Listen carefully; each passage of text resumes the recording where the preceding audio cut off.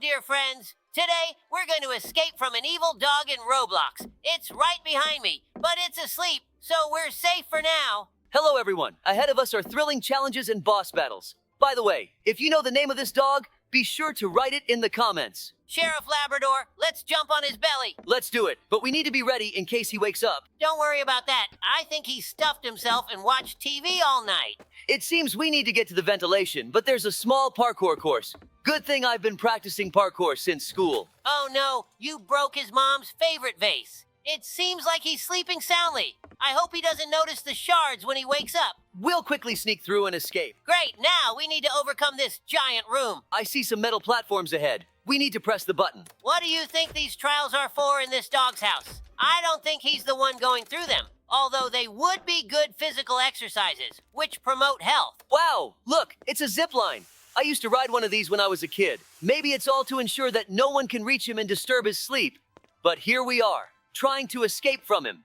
Why he kidnapped us is indeed strange. Look, he has a wife and kids. Why haven't we seen them? And on the picture on the left, his friend is depicted Talking Tom. I have a theory that we've entered a universe of talking animals. Perhaps this is a kind of hell, because no one would like to be forced to talk, especially to say exactly what you don't want. Exactly. And that's why he built these trials, to get as far away as possible from the fate of endless talking. Now we just need to find the others and figure out why we were kidnapped. That's a possibility. It could be that they kidnapped us to replace them in conversations, so they can be free. Or perhaps they feed on other animals, and that gives them the ability to talk. Or maybe they're just a little bit crazy. This option is worth considering too. Let's focus on getting out of here and finding out what's really going on. It looks like we need to climb into the ventilation system. This is the transition to the next location. Hopefully we'll encounter some new characters along the way. It seems you're right. There's Talking Tom standing there. Oops, he fell. Get ready to run. I don't think he has good intentions. Have you ever seen the Tom with red eyes? He looks like he's ready to flatten us like pancakes. It feels like he's about to shoot lasers from his eyes. What if he really can do more than just talk? We'd need some interesting superpowers for detaining suspects then. Why did he hide around the corner? Did he think he wasn't visible? Perhaps he's a little dumb or just sleepy and not very spatially aware. He has such funny teeth like a child's. You know, for some reason, he seems even cute to me. Maybe the environment is starting to affect you. I hope you won't turn into one of them right now. Did all this hypnotize you or something? I don't even know. I hope I won't get absorbed by this atmosphere. If something's wrong, let me know. Of course. Back in the ventilation again. We already dealt with Tom. Let's see who awaits us next.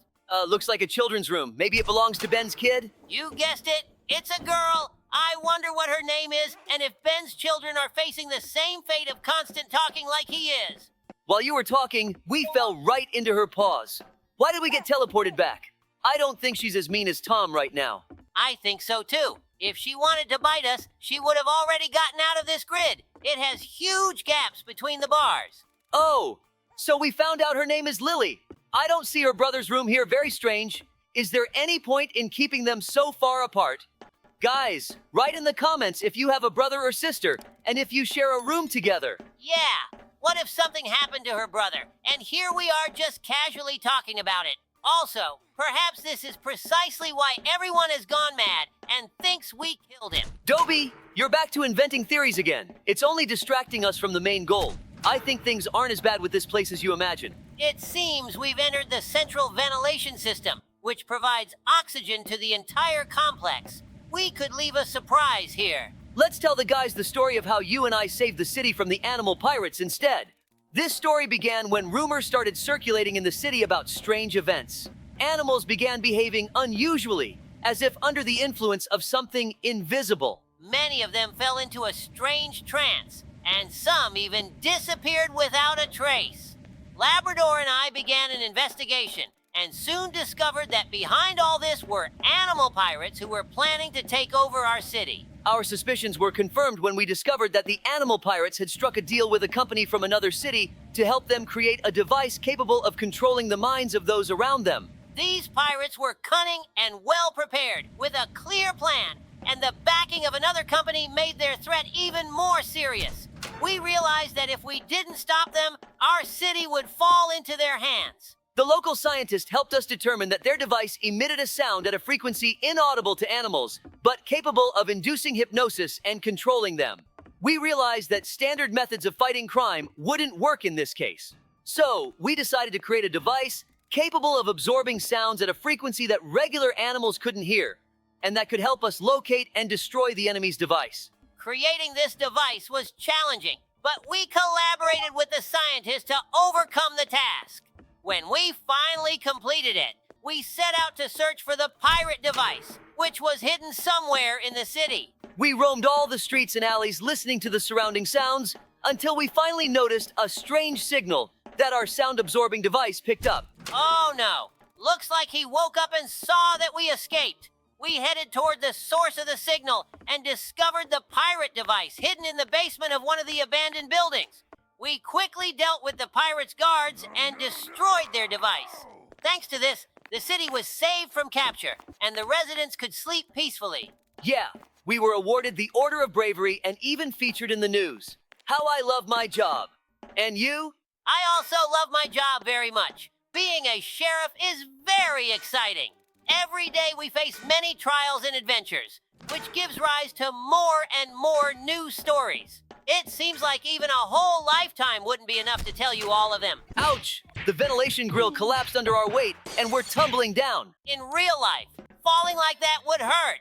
Your tumbling down reminded me of how I went sledding down a snowy hill during my winter vacation. It was a lot of fun. I also plan to fly to a snowy country for my next vacation and thoroughly enjoy the beauty of nature and the cozy atmosphere. And in the meantime, we've reached another parkour section, but this time someone has set up trampolines for us. That's very kind of them. Without the trampolines, I don't know how we would have climbed so high. Just a little more and we'll reach that button.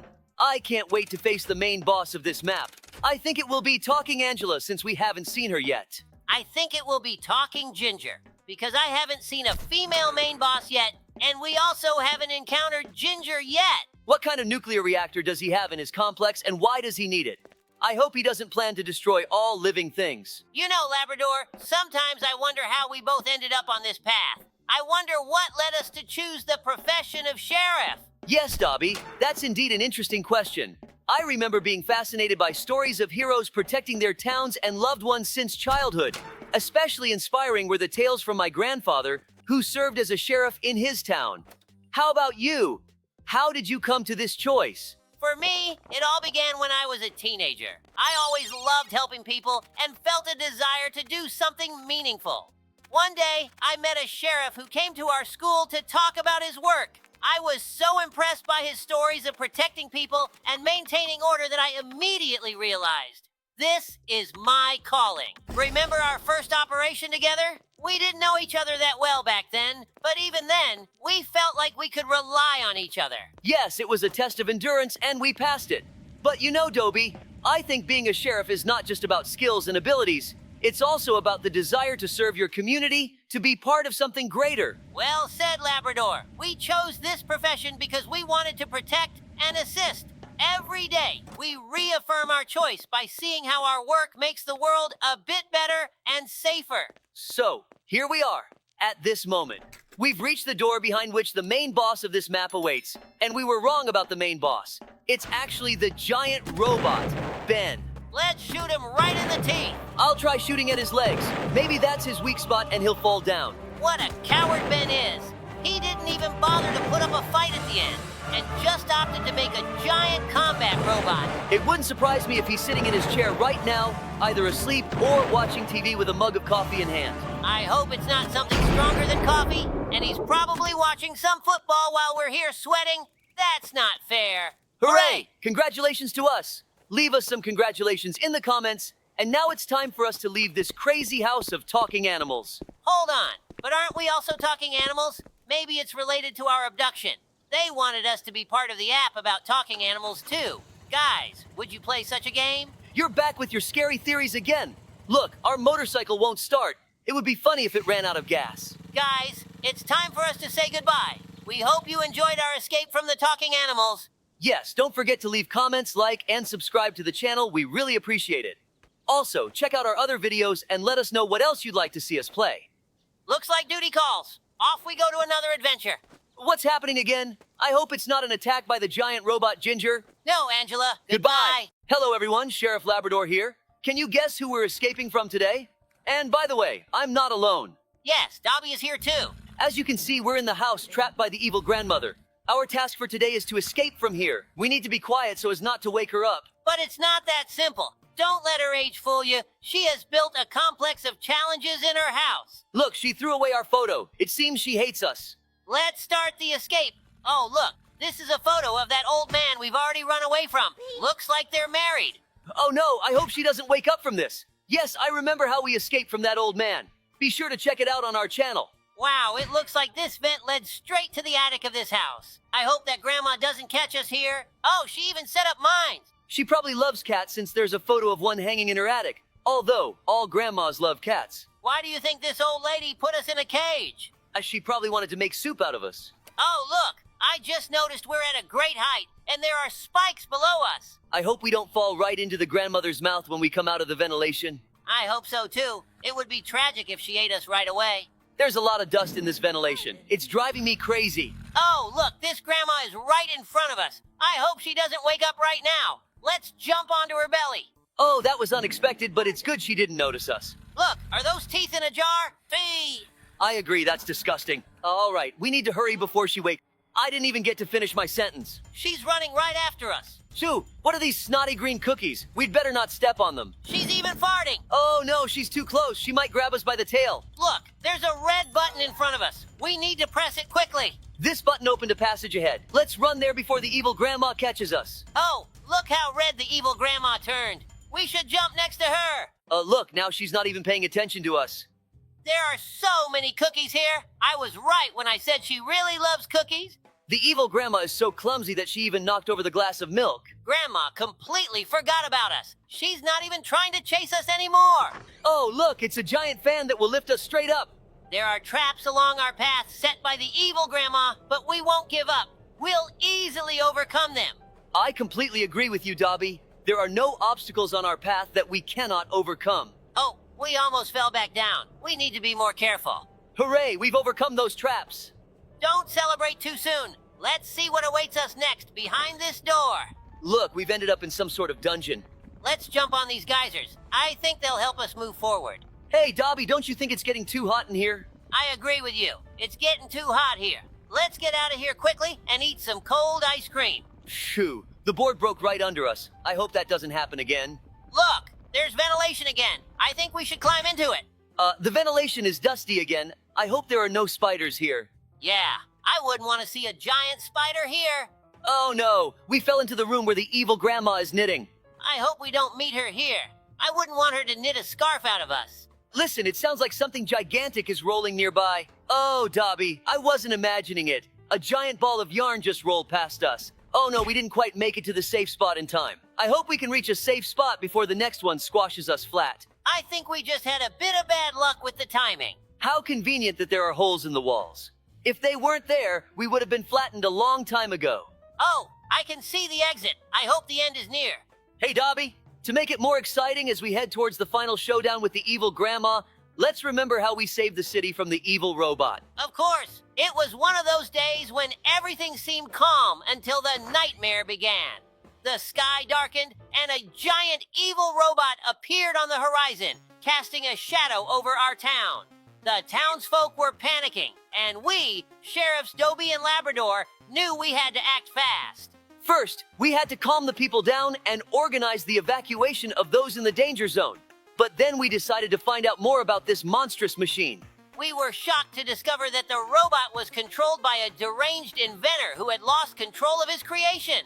The robot was rampaging through the town, causing havoc and destruction. We realized there was no time to waste. We needed to act swiftly to save the town. We assembled a team and gathered all the resources we could find to stop this mechanical menace. We devised a plan to disable the robot. It was risky, but we had no other choice. We had to protect our town and its people. Using our knowledge of mechanics and some heavy-duty equipment, we managed to create a powerful electromagnetic pulse, EMP, device. Our goal was to get close enough to the robot to activate the EMP and shut it down. With the help of our brave team, we set up a diversion to distract the robot while we got into position. It was dangerous, but we were determined to succeed. As the robot focused on the diversion, Dobie and I made our move. We got close enough to activate the EMP, and with a loud hum, the robot started to malfunction. The giant robot staggered and then collapsed, its systems fried by the EMP. The immediate threat was over, but we knew we had to secure the area and ensure the robot was completely disabled. Working together, we dismantled the robot piece by piece, making sure it couldn't be reactivated. The townsfolk began to emerge from their hiding places, grateful and relieved. Saving the town from the giant robot, we understood that the power of our unity and determination could overcome any challenge. Thanks to our joint effort, the town was saved, and Labrador and I are proud to have helped our community in its hour of need. Did you see that giant pool filled with cookies? She's definitely crazy. Yeah, but there's a trap here. Of course, it didn't work on us, but it was still scary. One wrong move and it's all over. Look, there's another big fan here. Hopefully there are fewer traps this time around. This fan has propelled us to crazy speeds. I love speed, especially when I'm racing on my police bike to respond to calls. Oh, look, the airflow from the fan lifted us up. Let's jump carefully so we don't fall into the abyss. This challenge room is longer than I thought. Hopefully, we'll get out of here soon. Oh, there's a new obstacle ahead, but we're not afraid of it. It's interesting why the evil old lady set up these challenges for us. I think it's useless to dwell on that. Our main priority is to escape from here. Oh, we weren't careful enough going through that obstacle course. Next time, we should watch our step more closely. Carefulness and professionalism are crucial aspects of our work. These pipes are taking us higher and higher. The main thing is not to fall into that abyss. I think the exit from here is coming up soon. The key is not to rush, and everything will work out. It's getting boring. Let's tell another story again. With pleasure. It was one of those serene days when the sun was shining bright and the town was going about its usual business. But then came the relentless rain. At first, it seemed like a passing shower, but it soon became evident that this was no ordinary downpour. The streets were quickly flooding and panic spread among the townspeople. Sheriff Dobie and I knew we had to act swiftly. First and foremost, we had to calm the frantic residents and swiftly organize the evacuation of those in the flood's path. It was a chaotic scene, with people desperately seeking higher ground as the waters rose. Once the initial chaos was somewhat under control, we delved into understanding the cause of this sudden deluge. To our astonishment, we discovered that a reckless scientist was to blame. He had been experimenting with weather control technology and inadvertently triggered this catastrophic flooding. There was no time to waste. The safety of our town was at stake. We quickly assembled a team of rescuers and set out to confront this new challenge. Together, we devised a plan to mitigate the flooding and clear the streets. It was risky, but in times of crisis, risks must be taken. Using specialized equipment and strategic placements, we managed to divert the worst of the flooding away from populated areas and towards safer zones. Through tireless effort and determination, we were able to stabilize the situation. The water levels began to recede, and the immediate danger passed. As the town started to recover amidst the cleanup and restoration efforts, Dobie and I reflected on the resilience of our community. It was through our combined efforts and unwavering resolve that we managed to save our town from the brink of disaster. The experience reinforced to us the importance of unity in the face of adversity. Together, we overcame the challenges posed by the flooding and emerged stronger as a community. Labrador and I take pride in having been able to assist our fellow townsfolk in their time of need. Hey, Dobie, enough with the story. Look, there's a giant cookie in front of us. Let's get closer to it. Let's grab it before the evil old lady comes. I think it's a trap, so be prepared. We're sheriffs after all. We're always ready. I guessed it, but it was pretty obvious. What else could the grandma come up with? Look at how many of her clones are here. When did she manage to multiply like this? I think we need to hurry, or they'll fill up this entire lawn. Despite all our efforts, the clones of the evil old lady keep coming and coming. We've already taken almost half of this old lady's health. It's good they gave us a bazooka instead of a revolver. Otherwise, we'd be fighting for a very long time. Don't celebrate too soon. We need to be more careful or we'll end up trapped here forever. I've noticed there are two types of grandmas here. Some die from one hit, while others have a lot of HP. Hooray, we won! That was a thrilling battle. Oh, I totally agree with you, Labrador. It was not an easy battle. Now we just need to get out of this cursed house as quickly as possible. Wow, what a car. It must be some powerful sports car. It even has cookie wheels. Since we defeated that grandma, it means we've accomplished our goal for today. And that means it's time to say goodbye. Thanks for watching, everyone. Don't forget to subscribe to the channel and hit the like button. See you soon. Hi, guys. Today, Dobie and I have entered the Roblox mode, Escape from Babysitter Betty's Nursery. Don't forget to like and comment. Hi. So, Labrador, we're in the nursery, and it's pretty boring here. Looks like Betty is on the phone. A perfect moment to escape. Yeah, Betty isn't usually very attentive, but if she gets angry, she becomes a real monster. We need to act quickly and carefully. Hey, do you remember that there's also the janitor Ben?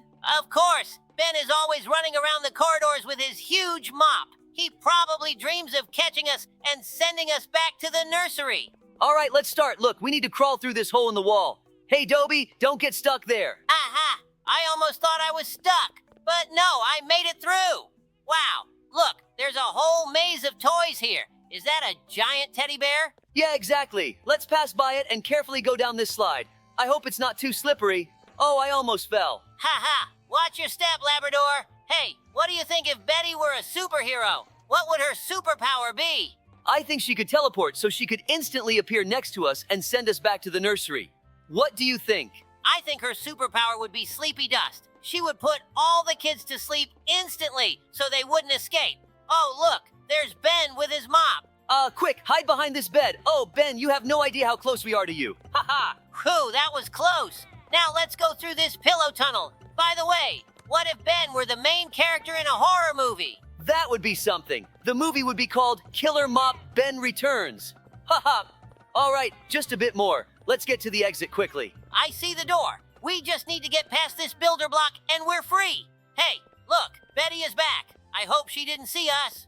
All right, Dobie. Our task is to build a tower out of blocks to climb over this playpen fence.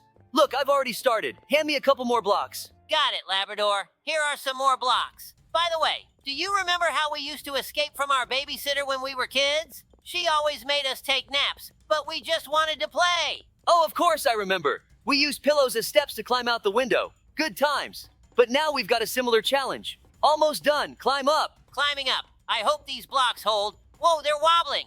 Hold on tight, Labrador. Who made it? Now we need to build a block tower to reach the ventilation. This pile will do. Look, there's the ventilation. I'm sure Ben is there. He's always on guard. Haha. He's like our watchdog, but with a mop. Let's get to work. Blocks in place. Oh, Ben in the ventilation is just hilarious. I remember once he chased us with his mop when we tried to steal some cookies. He should be reminded of that. All right, climbing up. I'm right behind you. Hey, look, there's Ben. He spotted us. Dobie, do you have a plan? Of course, let's remember our childhood tricks. Remember how we set up obstacles? We'll do the same now. Let's throw blocks at him and make a run for it. Great idea. Take this, Ben. Here's a block. Faster, Dobie. There's the ventilation door. Push it. Hooray, we did it. Whew, we're out. Labrador, as always, you're the best. Remember how we used to escape as kids? Of course I remember. That time when you put a pillow under the door to keep it from creaking, and then we quietly slipped out into the garden. Ha! And the babysitter was looking for us all over the house while we hid in the bushes eating raspberries. That was so much fun. When Dobie and I were little, our parents decided to have an evening without kids and hired a babysitter to look after us. We got the address and went there ourselves since our street was safe and our parents thought we could handle it. Unfortunately, we got the address wrong. Yes, Labrador, I remember how it was. We approached the house that we thought was the right one. The door opened and a tall man in a white apron with a butcher knife in his hand stood before us. We were a bit confused but decided he must be our babysitter since the address matched. We entered the house and immediately felt uneasy. The kitchen had large knives hanging everywhere and there were chunks of meat all around. We noticed a refrigerator that looked suspicious. When he opened it to grab something, we saw jars with what looked like eyes. I remember how scared I was. Labrador and I started whispering, thinking this guy was a real murderer. He kept playing with the knife and gave us strange looks. We couldn't believe our parents sent us to such a person. We decided we had to get out of there somehow. But when we tried to leave, he suddenly asked us what we were doing. I almost screamed in fear, but then I pulled myself together and said we wanted to take a little walk. To our surprise, he let us go. We left the house and ran as fast as we could. We decided to go back home and tell our parents what happened. When we finally got home, Mom and Dad looked worried. They immediately knew something was wrong. We explained what happened and they realized they had given us the wrong address. The real babysitter was waiting for us at a house on another street. Dad decided to go back to that house and figure out what was going on. When he returned, he was laughing. It turned out that the man was a local chef preparing for a big banquet. Those eyes in the refrigerator were just pickled olives and cherries. We laughed about it for a long time, but that incident taught us to be more careful. Ever since then, every time we see a chef with a knife, we remember that day and laugh. It was one of those childhood adventures that stayed with us for life. Sometimes scary things turn out to be completely harmless. The main thing is not to lose your head and stay brave. Guys, don't forget to like and comment. Dobie and I were at our station when we received an urgent call. All the babysitters in the world had suddenly started a revolt and taken over one of the daycares in our town. We quickly geared up and headed to the scene. It was hard to believe what could have caused such chaos. When we arrived, we were met with a strange sight. Babysitters, usually so calm and caring, now looked like an army ready for battle. They had barricaded the entrance to the daycare and were shouting slogans. Some were holding toys like weapons, while others waved around diapers. We approached cautiously, trying not to provoke more aggression. I attempted to start a conversation with the head babysitter, who seemed to be leading the revolt. She was elderly and stern, but determination shone in her eyes. She responded that the babysitters were demanding better working conditions and higher wages. They felt undervalued and overworked. This was a full-blown babysitter revolution. We realized the situation was serious and a peaceful solution was necessary. We suggested forming a committee to address the babysitters' issues and promised to relay their demands to the city authorities. But to do this, they needed to end the revolt and vacate the daycare. The head babysitter thought it over and agreed. She believed we genuinely wanted to help. We arranged a meeting with the mayor and representatives from the education department to discuss the babysitters' demands. At the meeting, the babysitters were able to voice their concerns and complaints. The mayor listened attentively and promised to take steps to improve their working conditions. It was decided to increase their salaries, improve their work schedules, and provide additional resources to aid them in their tough job. After these negotiations, the babysitters calmed down and returned to their duties. The daycare reopened, and the children happily welcomed their babysitters back. Labrador and I were pleased that we could prevent the conflict from escalating and find a solution that satisfied everyone. That day showed us how important it is to listen to people and help solve their problems. Even peaceful professions like babysitters can revolt if they are not heard. We learned to appreciate their work even more. Yes, Labrador, it was an important lesson for all of us. We're glad we could help the babysitters and restore order in our town. One morning, Dobie and I were at our station when we suddenly received a strange and unusual call. The message stated that a volcano had erupted in the city center, spewing money. We couldn't believe our ears, but we decided to head to the scene and figure out what was happening. When we arrived, we saw an incredible sight. In place of the old fountain, there was now a real volcano, spewing money instead of lava, bills, coins, gold bars. A crowd of people had gathered around, trying to catch as much money as possible, and chaos ensued. Dobie and I realized the situation was getting out of control. People were pushing, arguing, and even fighting over the money. We had to intervene quickly to prevent a disaster. I took out a megaphone and started calming the crowd, urging everyone to move to a safe distance and avoid creating a stampede. Meanwhile, I tried to figure out where this strange volcano came from. We noticed a scientist in a white lab coat nearby, observing the scene intently. I approached him and asked what was going on. The scientist introduced himself as Dr. Finch and explained that he was conducting an experiment to create a source of infinite wealth. He didn't expect the experiment to get out of control and lead to a money volcano eruption. He was extremely worried and ready to help us solve the problem. Dr. Finch and I quickly devised a plan to shut down the volcano. He explained the steps we needed to take to safely stop the eruption. While Labrador continued to manage the crowd, Dr. Finch and I worked on deactivating the machine that powered the volcano. The work was complex and required precision, but we managed it. When the last safety switch was turned off, the eruption stopped, and the volcano began to quiet down. People calmed down, and we were able to restore order. Dr. Finch thanked us for our help and promised not to conduct any more experiments without proper safety measures. Labrador and I were pleased that we could prevent a disaster and bring order back to the city. We completed the mode. See you next time. Hello everyone, welcome to our channel. Today we will be escaping from the evil pot-bellied grandpa. Yes, hello everyone, Sheriff Labrador. We better keep it down in case he wakes up and whacks us with his cane. Stupid Dobie, you're yelling louder than me. Look, here's my photo. I'm afraid to think what he did with it. What are you thinking, Labrador?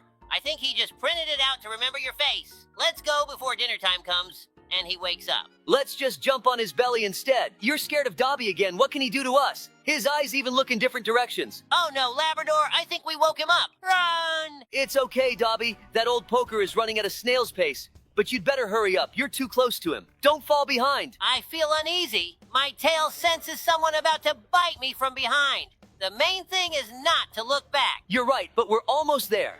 I don't even know why that old man has so many dentures, and why doesn't he clean up the floor? It seems like he's tired of chasing us. Look at these strange photos. Why hang something like this on the wall? We did it, Sheriff Labrador. Maybe he really loves to look at himself. Although, judging by everything, he hardly ever gets off the couch. Look! What are those giant boogers on the fork? It doesn't look like broccoli. I hope he didn't bite into them. And there are no teeth of his fallen out inside. If I'm honest, I adore broccoli. They taste like mushrooms mixed with sea kale. Write in the comments if you like broccoli. What are you talking about, Dobie? Everyone hates broccoli. Let them rather write what they love to eat the most. Everyone has different food preferences. If someone likes something that you don't, it doesn't mean that person is strange. What? Did you see that? Why did I die? I didn't even touch him. Stupid developers. Let's just finish this. Let's calmly walk through these chattering broccoli. See the face of that old man ahead? Just go to him and don't look back. See that guy? Why is he walking backwards? He's just distracting us. Shoo! I stopped just in time. Spinach almost hit me in the muzzle. I thought he was really just standing there waiting for us to pass these trials. Turns out he's so crazy he built his own giant iron copy and embedded it in the wall. But even your mom's bigger than him. Ha ha ha. Watch out not to fall into the lava, Labrador, or you'll roast your sheriff outfit. They won't clean it off like last time when a seagull pooped on you. You tripped over a stone and fell into the city fountain. Ha ha ha. Why are you speak off the cuff, Dobie? Maybe I should remind you of when you slipped on a piece of pizza and crashed into a lamppost. We had to pay for its repair too. Very funny. But let's not get distracted, or you'll fall again. Let's ask the guys if they would like to see a video on our channel where we both play The Floor is Lava in Roblox. Write in the comments. Why are you standing there, you goofball? I've already passed. Let's go further. Ahead of us awaits a conveyor belt with giant falling vegetables. Watch your head. Once again, we are next to broccoli. Maybe you'll take a bite while you're next to it. I think you'll like it. Where did you get lost there? Eating your broccoli again? We're in a hurry. Ahead of us is the room where we were at the very beginning, only now we're on top. I knew we just had to climb up to escape from him. Sorry, they were very tempting. I couldn't resist. Look down. What's that pink stuff all over the floor? Maybe it's gum or jelly? So, I'm Labrador, and my faithful partner is Dobie, the sheriffs of this wonderful city where something happens every day. But this day was truly special. It all started with rumors of strange experiments conducted in our city by a mad scientist. Everyone was tense, but no one expected that these experiments would lead to such a nightmare. This scientist, lost in the realms of science and madness, decided to experiment on jelly. Yes, you heard it right. On that sticky delicacy that each of us loves. He tried to improve it, making it more elastic, but alas, everything didn't go as planned. In one horrifying moment, there was an explosion that threw the scientist several meters back, and the jelly began to grow at an incredible speed. It covered everything in its path, threatening to flood our city. People ran in terror, screaming and praying for salvation. But I, Labrador, the sheriff of this city, couldn't allow this dreadful jelly to destroy everything we had built for so long. And I knew that my faithful friend Dobie was always by my side, ready to help. We moved forward. Our mission was clear: to stop this jelly at any cost. We swam through this sticky madness, my nose literally getting sucked into it, but we didn't give up. With my unmatched intellect and Dobie's nose, we found what fueled this jelly. Some strange reagent left by the scientist in his madness. We destroyed it, and the jelly began to melt, like falling snow. The city was saved. People came out on the streets again, and Dobie and I were proclaimed heroes of the day. But for us, the real reward was that we saved our beloved city from ruin. Thus ended our most incredible day, full of adventures and dangers. And, although no one will know about it firsthand, we know that we, Labrador and Dobie, the dynamic duo of canine justice, saved the world. Amazing story, Labrador. Thanks for reminding us of it. But why did you bring a board with you? You can't slide down on it like on a sled. I brought it for you, Dobie, in case you want to protect your pants. Ha ha ha ha! Very funny. Then let's talk about how you tore your pants when you climbed a tree to rescue a cat. The strangest thing was that the tear was in a very unexpected place. I hope the cat didn't get psychological trauma from what she saw there. Ha ha! Let's not think about that right now. We're about to reach our main goal, to defeat that cheeky, pot-bellied old man. Okay, Sheriff Labrador, let's focus on that. The main thing is not to repeat what happened a few minutes ago. Don't fall into the lava, ha ha! Look ahead, there are sod boards. Let me go first. I'm not as fat as you, so they won't break under me. Look, Dobie, in the distance you can see that old man's lure, a golden prune. Strange choice. Why did he spend a lot of money on a dried fruit statue? Maybe it's because that old man himself looks like a dried fruit. Why did that guy fall apart? He couldn't handle the upcoming challenge mentally. But I hope we'll succeed, Sheriff Labrador. Dobie, let's finally finish this. Grab that prune and run. That way, we'll distract him with you, and I'll shoot at him with the bazooka. Oh no, Labrador! It looks like he's hunting you instead of me. I'll try to distract him somehow. Don't worry, he's very slow. Just make sure to dodge his big red laser. I don't want to find out how painful that is. It would be nice to have a bazooka like that. It would come in handy for major arrests. It even shoots backwards. We're almost there. Let's push harder. I wonder how long it took him to make that giant suit and how he got inside it. Yes, we did it. Great job. The world is saved from the crazy old man. We should celebrate, Dobie. Hooray! Why did he just sink into the ground? Now that we're done, let me tell everyone an interesting story about how we saved the city from a virus epidemic. It all started on an ordinary morning. I went on duty with my partner, Sheriff Labrador.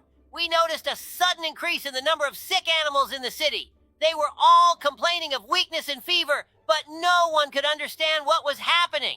We knew we had to act quickly, or the whole city could fall ill. I called our old friend Professor Ben, who worked in a secret laboratory outside the city. Ben had always been at the forefront of science and technology, and if anyone could help, it was him. "Hi, Dobie," said the professor. "It seems I have something that might help you. We've recently developed special visor glasses that allow you to see viruses in the environment."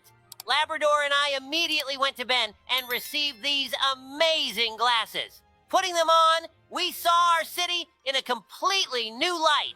Viruses were everywhere, in the air, on surfaces, even on people and animals. "We need to find the source of the infection," said Labrador. His tail wagging with excitement, we began surveying the city, looking for clusters of viruses. The visor glasses showed that one of the abandoned houses was teeming with viruses. We cautiously entered and discovered an old laboratory where someone had apparently been conducting dangerous experiments. On a table, we found records indicating that someone had deliberately released the virus into the city. It was unthinkable. We gathered all the evidence and returned to the city to warn everyone and start cleaning the infected areas. "We need to isolate the infected and disinfect everything they might have touched," I ordered, and Labrador set out to coordinate the actions of the residents. Together with Professor Ben, we set up purification stations throughout the city. The residents, realizing the seriousness of the situation, began to help us. Labrador and I patrolled the streets, ensuring that everyone was safe. After several days of hard work, we finally managed to get the epidemic under control. The viruses disappeared, and our city became healthy and safe again. "You did a great job, Dobie," said Professor Ben, patting me on the shoulder. "Without you and Labrador, we couldn't have handled it so quickly." "It's our job," I replied modestly, looking at our beautiful city. "We're always here to protect those we care about. So, with the help of new technologies and a team of friends, we were able to save our city from an invisible threat. The visor glasses became a symbol of our victory over the epidemic, reminding everyone that even ordinary law enforcers can do great things. Great story, Dobie, but it's time to say goodbye. We still have to save the world in real life. Thanks for watching. Don't forget to subscribe to the channel and hit the bell. If you want us to play the scariest map in Roblox, leave a comment. Goodbye, everyone. Hello, everybody. This is Dobie, but I'm not alone. I'm here too.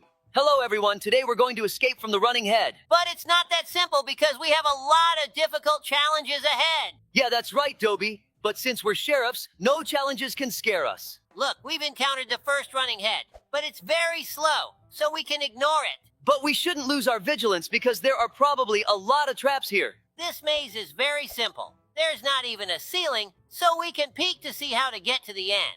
Great, they won't catch us behind this barrier. I want to see how smart they are. That was a bit risky, but I also love taking risks. It's a big part of our job, after all. Yes, but the key is to always think through your actions in advance and have a backup plan in case things go wrong. Listen, they're getting really close to us. We need to watch our tails. They walk so weirdly, and now they're stuck together. It looks like they're kissing. I agree. I can't even imagine how they walk without legs.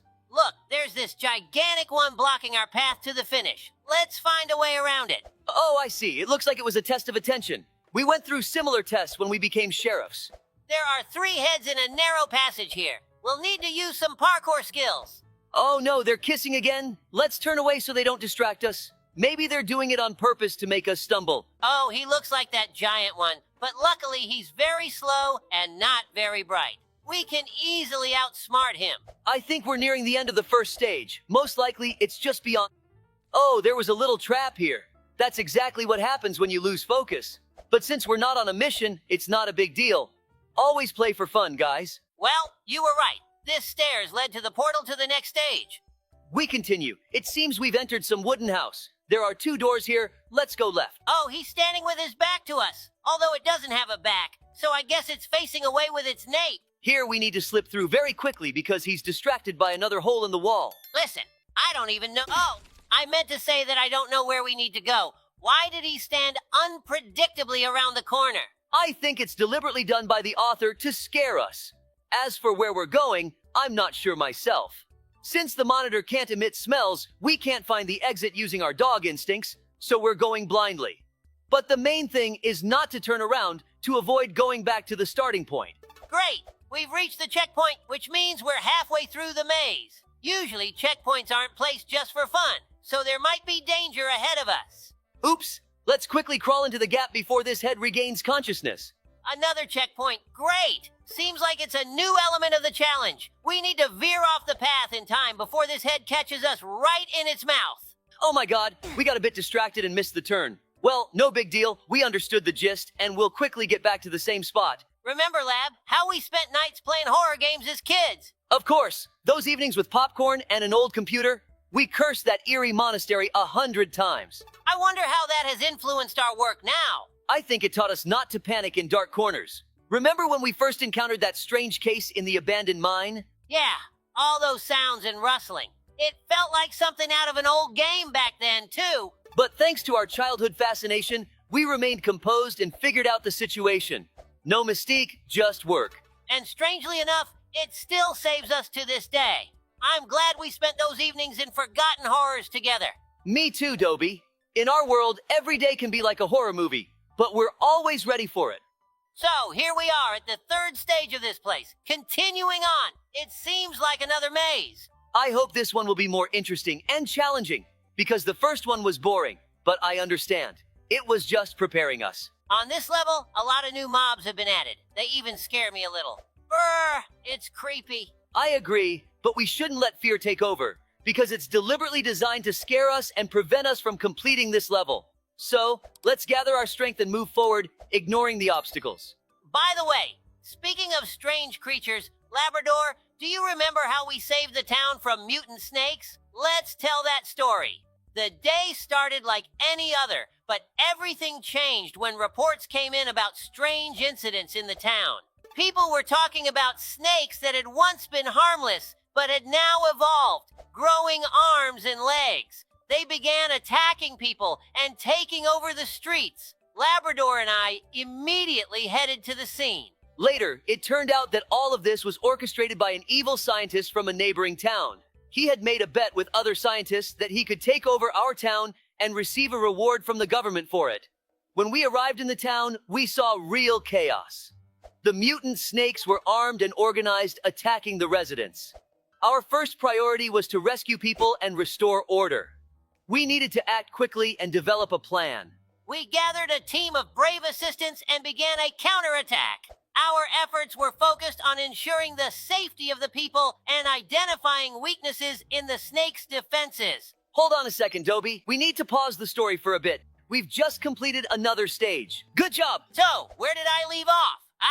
During one of our operations, we managed to capture one of their leaders, a huge snake with a head in command. He revealed that they planned to take over the town and make it their new home. With our knowledge and resourcefulness, we devised a plan to stop these mutants. We used special tactics to weaken their defenses and reduce their numbers. The battle was fierce, but thanks to our endurance and friendship, we emerged victorious. It seems like we're in a more modern house compared to the second stage. Here, it looks like Stone Age heads live, given the stone walls around us. Oops, we've accidentally reached the starting point again, but no worries. Let's go back and turn in the other direction now. Oh, these challenges are still very simple. It seems like this place is designed for children rather than sheriffs. I'm also a bit disappointed by that, but I'm optimistic that a very challenging trial will come soon. Ouch. That was unfair from the developer. I would have made that jump because I have very good reflexes. Oh well, let's forget about it. Dobie, what do you think about these heads? Where do you think they came from? To be honest, I don't even know which universe or game they're from, but I do know for sure that they're very popular on the internet, and they're quite creepy. Perhaps that's why they're popular. Their distinctive feature of having a face painted with white makeup and poorly applied lipstick. Did you see that head around the corner? We almost ran into it. Once again, good reflexes saved us. Oh, again! What are they doing there? Maybe they were also trying to jump over something and got stuck there forever? That's a good theory. Well, we've completed another stage. Let's move on. I hope it will be more interesting there. All right, we've spawned in a new location. It seems to be a maze, but not a simple one. A transparent maze. What the heck? Don't get disappointed so early, Sheriff Labrador. For some reason, you can't see through glass to other glass. I must have forgotten my school physics. But will we also be hindered by women's heads? I thought those heads reproduced by budding, but it turns out the women were just on another level. Now it makes sense. These women are prettier than those heads, but they still look ugly. Oh no, we're stuck. Listen, this glass is really confusing. It seems to create very strange visual effects. Normally, such effects are caused by glasses. Let's lighten the mood by remembering the funny story about how we rescued a school kid who was fooling around with a fire extinguisher and got stuck in a tree. Recently, Labrador and I had a special day, a tour for school children. We arrived at the school with a fire truck, an ambulance, and a police car to show the kids how our service works. The children were thrilled, especially when they were allowed to climb into the vehicles and try out being rescuers. Everything was going smoothly until we noticed one of the students, a little rascal named Tim, quietly sneaking over to the fire truck and stealing a fire extinguisher. We thought he just wanted to play, but suddenly we heard screams. It turned out that Tim had activated the fire extinguisher and ended up in a tree, covered in foam. I sense something's off here. We need to check carefully. The situation was critical. Tim was hanging from a branch, tightly gripping the fire extinguisher, and looked terrified. I immediately ran to the tree while Labrador coordinated the children to keep them away. While Dobie climbed the tree, I calmed the children and explained that Tim would be safe. Thanks to his agility, Dobie quickly reached Tim. He spoke to him in a calm voice, convincing the boy to let go of the fire extinguisher and hold onto the branch. This is a very strange challenge. Some heads are falling, while others aren't. When I reached Tim, he was on the verge of tears. I gently took his hand and helped him down. Tim was okay, but shaken. We talked to him about the importance of being careful and listening to adults. Great, we've completed another stage. Moving on to the sixth one. I wonder how many there are in total. After that incident, we continued the tour, but with new safety rules. The children understood that safety is not a game. At the end of the day, everyone thanked us for the exciting lesson and promised to be more careful. This day showed us that even the most ordinary events can unexpectedly turn into extreme situations. The main thing is that we are always ready to help and protect those who need it. Hi guys, turns out we're only halfway through this place. Later on, it's gonna get really tough, which we're really happy about. Well, it's time for us to say goodbye. Don't forget to like and subscribe to the channel. Write in the comments if you want to see the second part. See you later. Hello friends, it's Sheriff Labrador here again with my tireless partner, Sheriff Dobie.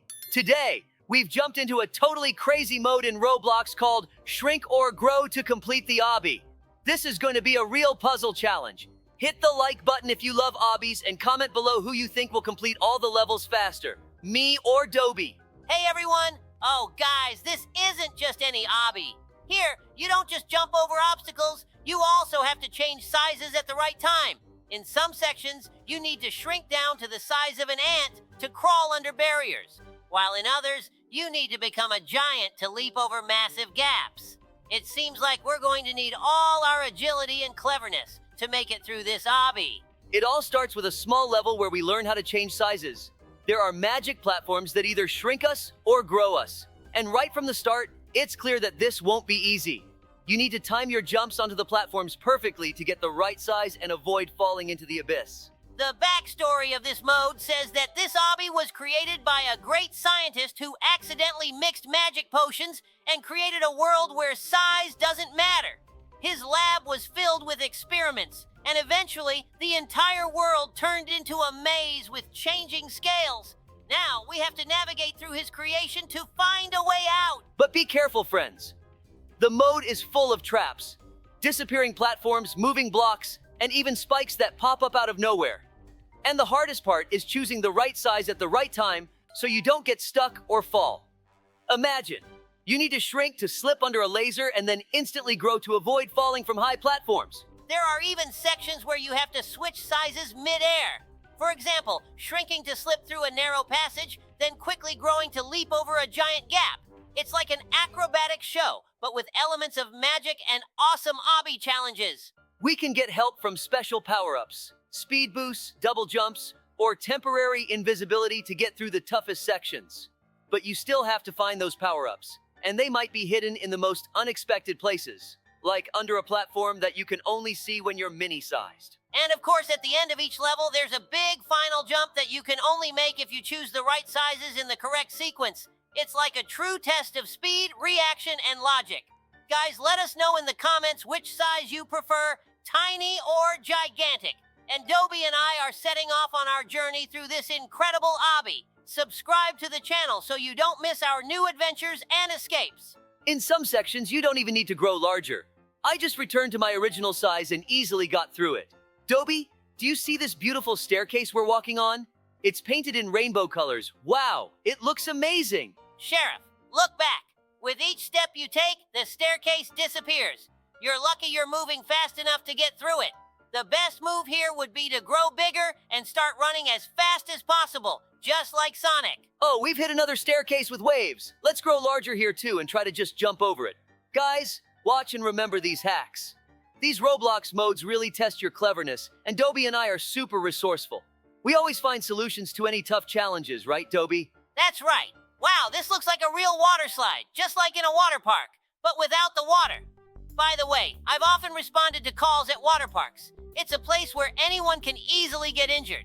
We're not medics, of course, but we have to figure out how they got hurt. Who knows? There might be evil scientists or wizards at the water park. We're always on guard, keeping order. Hey, have you noticed that with each level, the obby gets harder and harder? The traps activate faster, the platforms disappear quicker, and the gaps between them get wider. It's like the scientists set everything up specifically to confuse us. But we're not that easy to fool, right, Dobie? Of course, we're real sheriffs. The key is to choose the right moments to change sizes. Labrador, it seems like something changes every time in this obby. I see some new paths that weren't there before. That means the further we go, the tougher it gets. But we're not giving up. The main thing is to keep our balance and remember to change sizes at the right time. Dobie, did you see what happened to the town square? At first, I thought I was having vision problems or maybe I was just too tired. Imagine this. I'm walking downtown in the morning, And suddenly I see the statue in the square has grown to the size of a house. And just a little further, right across from the cafe, there's a tiny car, barely bigger than a toy. I couldn't believe my eyes. Was this really happening? Only later did I find out that it was all the work of an evil scientist. He invented a device that can enlarge or shrink anything. Labrador, I was shocked too. When I saw that giant thing in the square, I thought it was some elaborate prank or a movie being filmed. But then, when I saw a giant mailbox fall right in the middle of the street, scaring all the passers-by, I realized something was really wrong. And the scariest part is that this scientist, Dr. Shrank, decided he could use his invention to establish a new order in the town. He enlarged everything he considered important and shrank everything else, as if he had the right to decide what the town needed and what it didn't. Yeah, Shrank definitely got carried away with his device. He figured that if he made his invention known to the world, he could dictate terms, and the town would become his personal playground. At first, everything looked chaotic. Giant objects blocked the streets, tiny buildings got lost among huge bushes and benches, but when he enlarged the town hall tower so much that it blocked out the entire sky, that's when it became a real problem. We knew we had to do something fast, but it wasn't easy. Shrank's device was very powerful and compact. It could be anywhere. Labrador, do you remember how we started searching for Shrank? We decided he must be hiding nearby to keep an eye on the results of his actions. We split up to search the area, and I found one of his hidden labs on the outskirts of town. It was full of all sorts of strange gadgets, and I almost stepped on one of his miniature robots that was patrolling the entrance. At first I thought it was just a toy, but then the robot started making alarm sounds, and I had to act fast to avoid causing a scene. You did a great job, Dobie! While you were checking out the lab, I stumbled upon Shrank himself. He was busy checking the results of his latest experiment. He had shrunk the fountain in the park down to the size of a cup and was laughing like a madman. I decided to play it smart and started distracting him with conversation. I told him his invention was really impressive, but hinted that without his device, the town couldn't function normally. You should have seen his face. Shrank was beaming with pride. But as soon as I noticed that the device was on his belt, I knew this was our chance. Labrador, you're a master at distraction. While you were talking to him, I managed to get closer and start deactivating his security systems. Those devices were set up to interfere with any attempt to get close to the main gadget. But luckily, I managed to bypass them using that miniature robot I had grabbed from his lab. And as soon as Shrank got distracted by your comment about the impact of his invention on the town, I made a dash and grabbed the device. Yes, we defeated him there, but there was another situation related to this mode. It all started like an ordinary day. We were doing our usual patrol of the area when we suddenly noticed strange, shiny blocks appearing in the square, resembling those from computer games. I thought it was some new art installation or maybe an advertising stunt. But when I got closer and saw that the blocks looked like they were made of magical gold, I started to worry. Then we discovered that these were actual lucky blocks created by an evil wizard. Labrador, it was incredible. At first, I thought you were joking when you said the blocks might be real. But as soon as I saw them up close, I realized they weren't just decorations. They had some kind of magical aura. As soon as we started investigating these blocks, something unexpected happened. One of them began to glow and emit strange sounds. We were lucky to be attentive. As soon as I touched one of the blocks, it opened up and a bunch of colorful sparks flew out. These sparks filled the air, and I knew we were in trouble. Yes, and that was just the beginning. When we opened a few more blocks, it became clear that they weren't just decorative. Each block was somehow linked to the wizard's magic. One of them released actual fire elementals that immediately began wreaking havoc in our park. Another block triggered a snowstorm right in the middle of summer. We quickly realized that we needed to find a way to stop this magic and figure out how it all connected to the wizard. Exactly. And you know what was the hardest part? Not just the blocks themselves, but the fact that they started attracting people's attention. Everyone began to gather around, and panic ensued. We tried to explain to people that these weren't just amusing toys, but a serious threat. Fortunately, we had a little time to figure out how to handle the situation. We decided we needed to find the wizard himself and figure out how to stop all these anomalies. But, as it turned out, he was aware of our interference. Yes, the wizard was very clever. We started deciphering the note and realized that the wizard had left clues on how to neutralize the magic of the blocks. It turned out that each block was connected to a specific element: fire, water, earth, and air.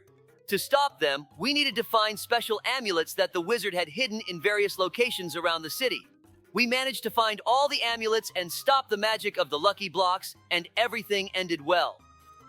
Thanks for watching and listening to this video, everyone. Goodbye for now. I found 2 amulets, and Labrador found the other 2.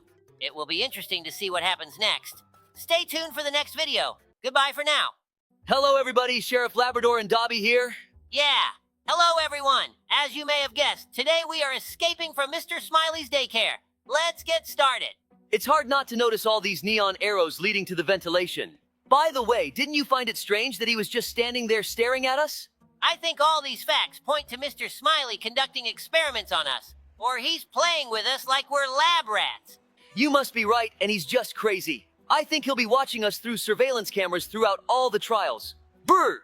I agree, it's creepy, but we're sheriffs. We won't be scared by that. Meanwhile, we're parkouring over pipes in the sewers. Did we fall into a manhole? I don't remember that either. I think we entered through the ventilation, not a manhole. Everything in this daycare is so strange. Well, it doesn't matter. The important thing is that I'm the best parkourist in our town, and we'll get through this challenge quickly. Let's think about how we got here. We're not kids, after all. It seems like there are 2 possibilities here. Either he's grabbing everyone and tossing them in a cell regardless of age, or he's a bit blind and didn't notice we're not kids. It seems to me like he knew we were sheriffs and wanted to see if professionals could pass all his challenges. That's also a great theory, but we still have to figure all of this out. Oh, look, there's a big fan on the floor here. It blows so hard that we're being lifted up. But we need to be careful and watch out for the laser to protect our heads. Great job. We've reached the next obstacle. I see a grill ahead. It looks like we need to press these buttons to open it. I hope we don't have to press them simultaneously. Let's check it now. We just need to jump over this rotating platform. We've been walking through this sewer for a long time. I have a question. Why is it so gigantic, and where does all this acidic water come from? Great. There's just one button left. I don't understand why they made such a huge sewer, but I think the acid is what powers all these mechanisms and engines in these trials. I remembered an interesting story about how we saved our city from an acid flood, but I'll tell it in a couple of minutes. So watch the video to the end, guys. Great, the gates are open. Let's go. Hold on, we need to pass one more rotating platform. I know we can do it. This was a very simple challenge. I'm still bothered by the fact that the sewer is connected to the ventilation. The whole daycare must smell awful. It seems like it's depicted here that children love us and pull us towards the ground. What could this mean? And who leaves these drawings? Wow, look, he's right in front of us. Why isn't he paying attention to us? I don't think he can't hear us. I think he's deliberately ignoring us to attack when we least expect it. Oh, you were right, but now we need to make a run for it. He's very close. Ow! Oh no, what's happening? Where is he taking us? If I'm honest, I didn't understand his intentions. Maybe he wanted to take us back to the cell but accidentally swallowed us. It seems to me that those crawling kids distracted us. We need to check on this right now. It looks like both Mr. Smiley and the kids are interested in us. They seem to be in it together. Perhaps he feeds them a special blend. Great, it seems like we've confused him a bit and he's stuck. It's a good moment to make our escape. It seems we need to jump into this hole. Goodbye, Mr. Smiley. Hey, just don't crash on the way down. Nice job, Dobie. We landed next to the ball pit. Let's keep going. I already have an idea of what we need to do in this challenge. One pipe should be enough for us. While we're going through this challenge, let's tell the guys the promised story. With pleasure, I will tell this story. This day started off as usual, but soon we began receiving alarming reports from the townspeople. Water coming out of their taps was unusual, starting to acidify and even change color. Labrador and I were immediately dispatched to investigate this strange situation. Arriving on scene, we inspected several homes and saw that the situation was indeed serious. Water flowing from the taps was not only acidic, but also of various colors, from green to purple. This immediately put us on alert because such a thing couldn't be a coincidence. We began our investigation and soon discovered that the problem stemmed from an error by one of the sewer workers who had mistakenly connected the pipes beneath the laboratory. Waste from the lab, containing acidic substances, had started to flow into the city's water systems. We realized that if we didn't stop this flow of acid, The city could be in danger. We urgently called in specialists to help us regain control of the situation and prevent further contamination of the water. Through our combined efforts with our team, we set up temporary barriers and started pumping out the contaminated water from the system. While engineers worked to fix the errors, we ensured the safety of residents and coordinated the evacuation of those in particularly hazardous areas.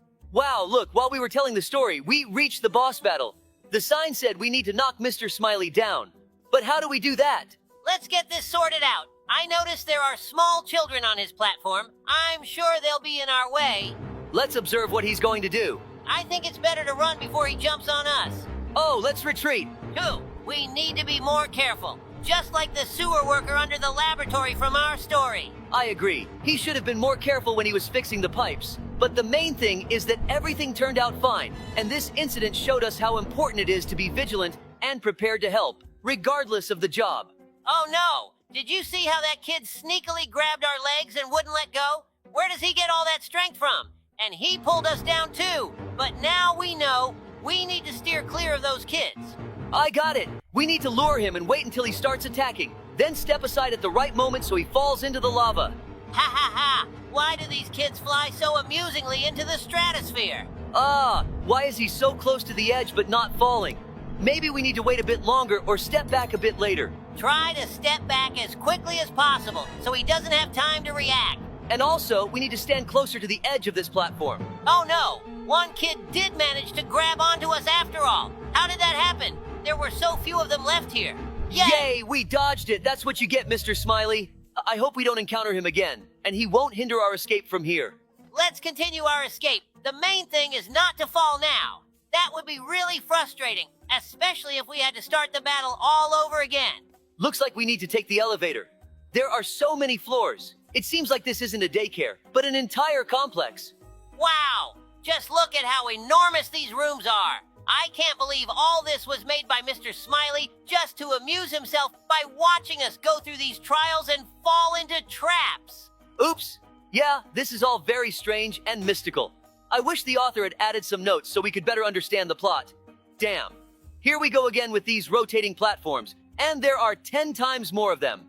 And I also see a bunch of swinging maces ahead. There must be 10 times more of them than in one of the previous trials. Why are we being tortured now if we defeated Mr. Smiley and there's no one left to watch us? Or maybe those little crawling kids are actually adult souls trapped in children's bodies.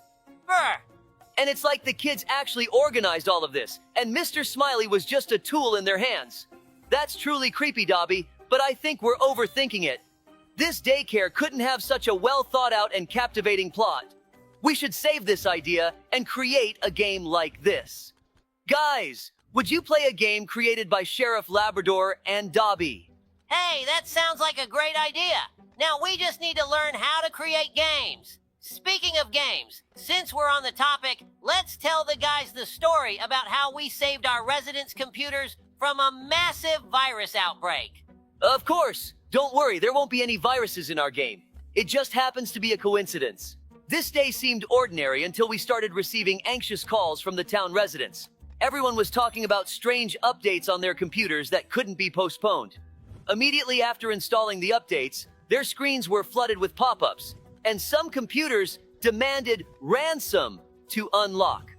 Someone was so scared that they even threw their computer in the trash. Dobie and I realized this was serious and required immediate action. Our first step was to determine the source of the problem. We found out that the operating system update came from one of the largest software companies. We went there to conduct our investigation. At the company, we discovered that none of the employees were aware of what was happening. However, after carefully examining the security logs, we found out that a new employee had recently joined the company. This employee had been planning their sinister plan for years, writing the virus in advance and figuring out how to embed it into the update. He wrote it down on a flash drive and, once he was hired, put his plan into action. Realizing the need for swift action, we turned to the city's best programmers. Together, we started working on removing the virus and restoring the systems. We had to immerse ourselves in cybersecurity to understand how to combat this evil. The process was complex and demanding. We had to develop special programs to remove the virus and recover data on infected computers. Programmers worked day and night, while we ensured coordination and support. Thanks to our combined efforts and perseverance, we managed to create a program that eliminated the virus and restored the systems of the town's residents. We spread it through local media and social networks so everyone could download and install this fix. Hooray! Dobie, we've escaped from that daycare. That means it's time for us to say goodbye. Thanks, everyone, for watching. Leave a like and be sure to tell us what else we should play. Maybe Poppy Playtime? See you later. Greetings, friends. I'm Sheriff Dobie, and today, along with my loyal partner, Sheriff Labrador, we are diving into an incredible adventure in Roblox in the Bori Prison Escape Mode. Hello, Labrador. Hello, Dobie. Hello to all our viewers. Today, we have a challenging task: to escape from an underwater prison where the floor is made of water. It seems we've been framed and ended up here because of the merfolk. But no worries, we will find a way out.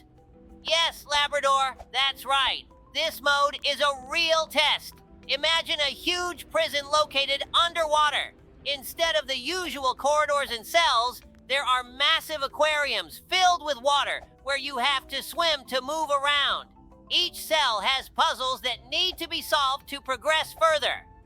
Exactly, Dobie. And there are dangerous sea creatures here that will try to stop us. We will need to avoid sharks, electric eels, and even giant jellyfish. But the most difficult part is finding the keys hidden in various corners of this underwater prison. Precisely. So, our task is to find these keys, solve all the puzzles, and of course, uncover the mystery of who framed us and why. I'm sure we can handle this together. And we need to stay alert because the merfolk might set traps for us. We must be cautious and always keep our ears pricked. Absolutely right. So, are you ready for the adventure? Let's get started. Good luck to everyone. And don't forget to support us with likes and comments. We'll start with the first level, finding a way out of the cell. Oh, it seems we've already gotten out of the cell and into some strange place. We're about to embark on a truly exciting adventure. One day, Dobie and I thought, what if we built a super rocket and traveled to all the worlds? We pooled all our knowledge, skills, and a bit of ingenuity to create this amazing machine. And now, the rocket is ready. Dobie, are you ready for launch? Of course, Labrador. So, our super rocket, named World Voyager, is on the launch pad. We carefully designed it to withstand any conditions and take us to the farthest corners of the universe. Labrador, did you complete the final technical inspection? Yes, Dobie, all systems are working perfectly. I checked the engines, fuel tanks, and navigation systems. We're ready for launch. All aboard, friends. Our first journey begins right now. Launch. 3, 2, 1, lift off! The rocket smoothly ascends. We pass through the atmosphere, and here we are, in open space. An incredible sight, right, Labrador? Yes, Dobie, it's amazing. Our first destination is the moon, as it's the closest world to us.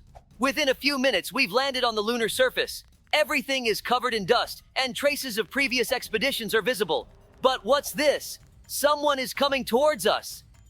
It's the moon inhabitants. They're friendly and have invited us to their market, where they sell unusual souvenirs and items made from moon rocks. We exchanged gifts and learned a lot about their culture, but it's time to move on. Where to next, Labrador? Dobie, how about Mars? They say there are hidden cities there. We take off again and head to the Red Planet. After a soft landing, we see amazing Martian cities built under domes. These domes protect the inhabitants from the harsh conditions of Mars. We met a Martian engineer who showed us his inventions. It turns out the Martians are developing systems to process Martian soil into useful materials. We took some ideas into account and set off again. Our next stop was Titan, Saturn's moon.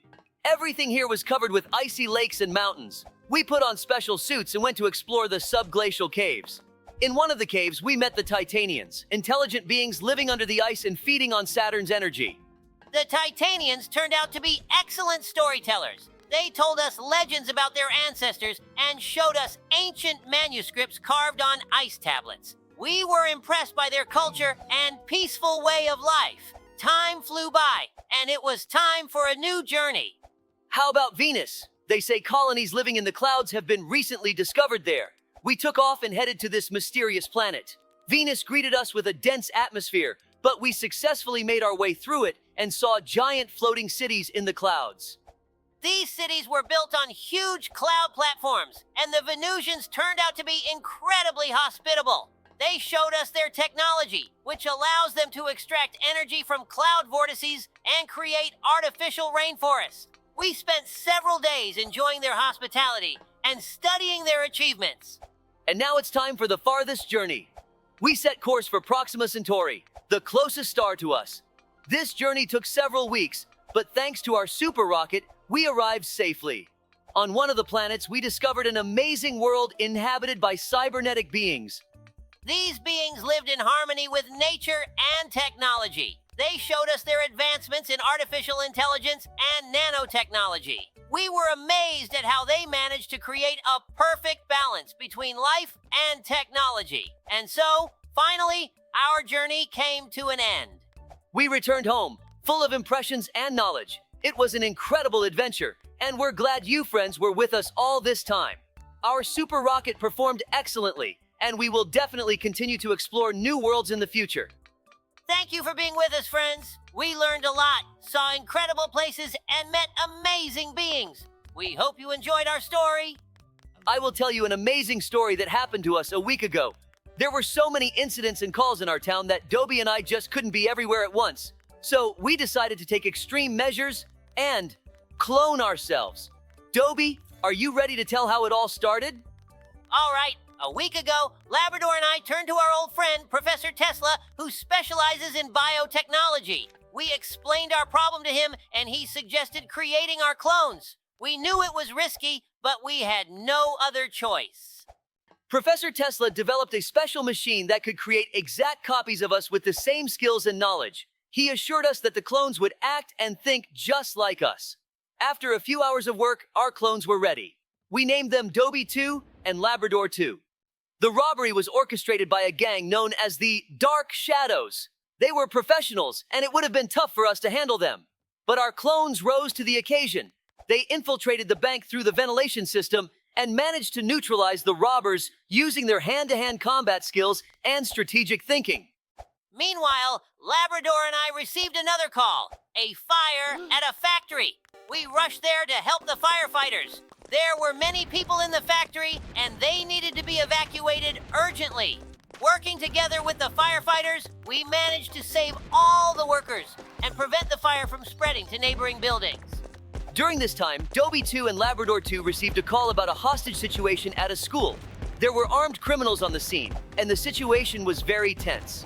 Our clones started negotiating with the criminals while simultaneously devising a plan to rescue the hostages. Using cleverness and negotiation skills, the clones managed to distract the criminals and secretly enter the school. They then neutralized the criminals and safely evacuated all the children and teachers. It was an incredibly brave and professional act.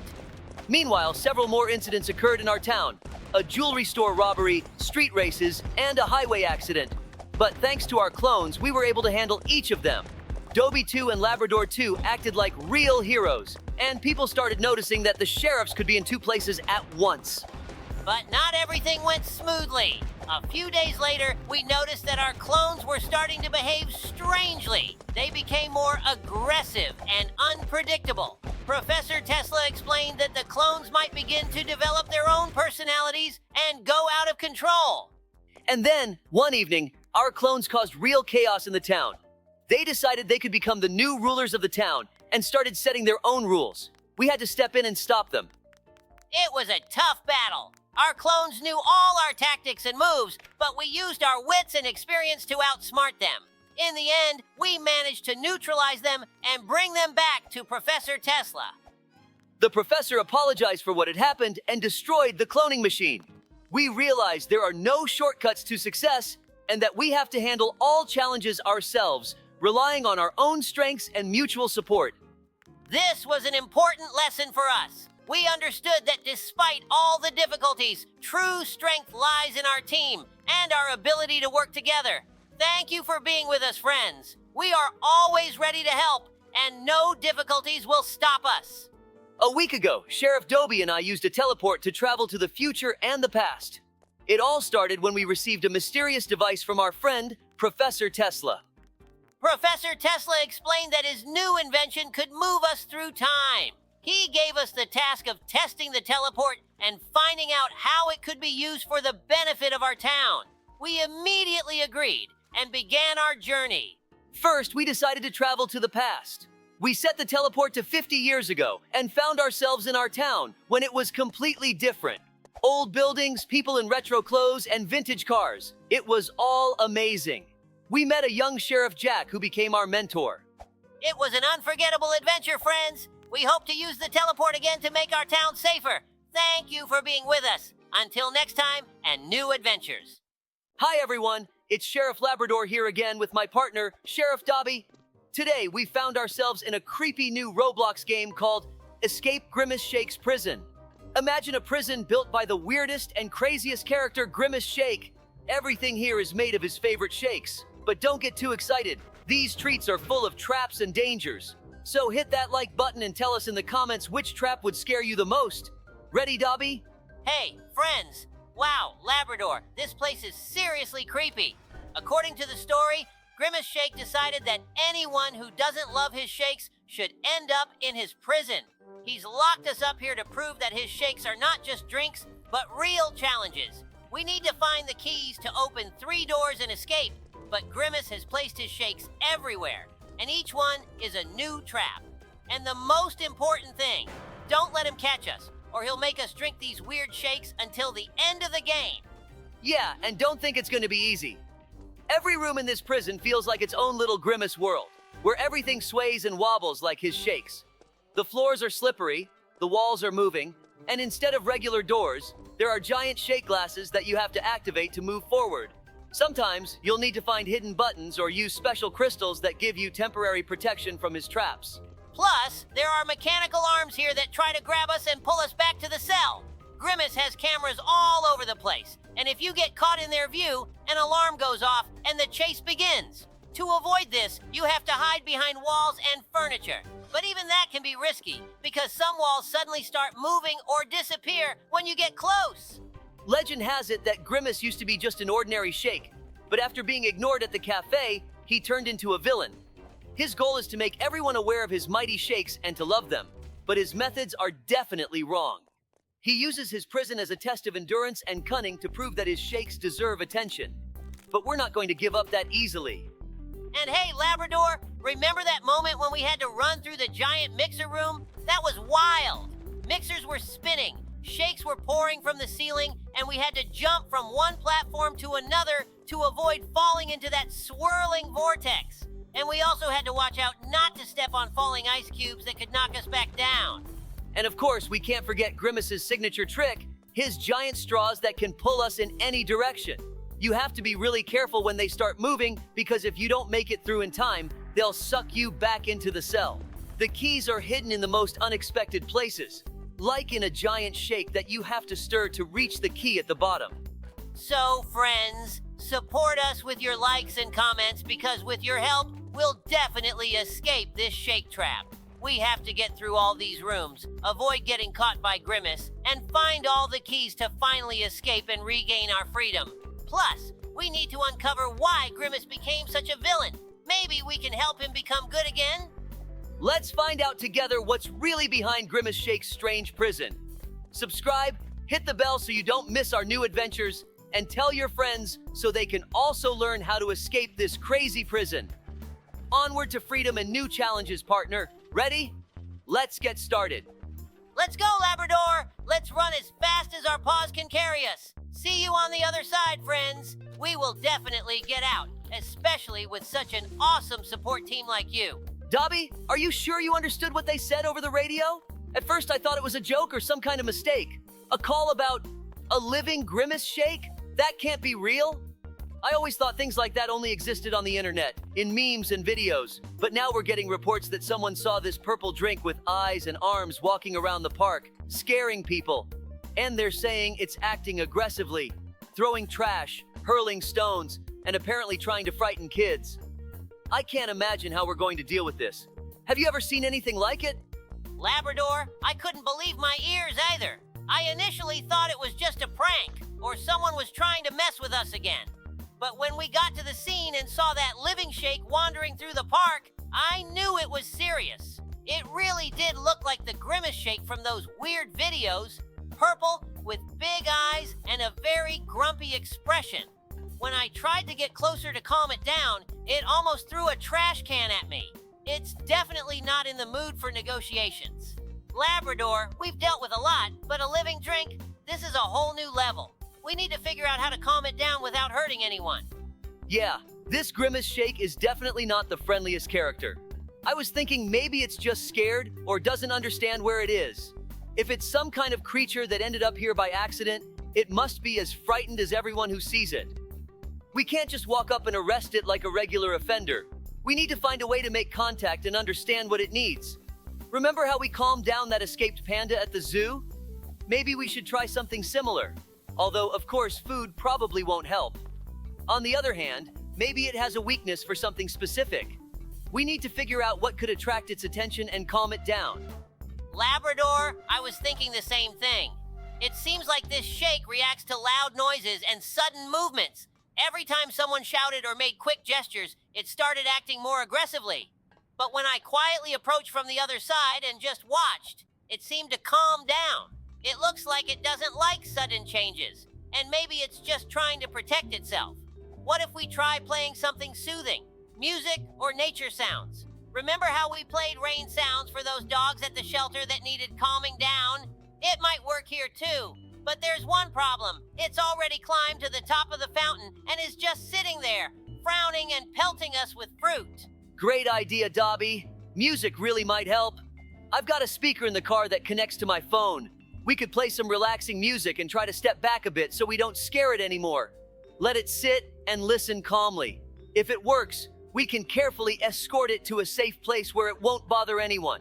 And while you keep it distracted with music, I'll try to find some information about this creature. Maybe there's something online that will tell us where it came from and how to deal with it. Grimace shake. Who would have thought? Let's give it a try, Dobie, and hopefully it'll calm our purple guest down. Sounds great, Labrador. I can already picture us playing a soothing tune and this shake slowly calming down. Let's hope it works, and we don't have to chase it all over town. While you get the speaker ready, I'll take a position and try to get bystanders to move away.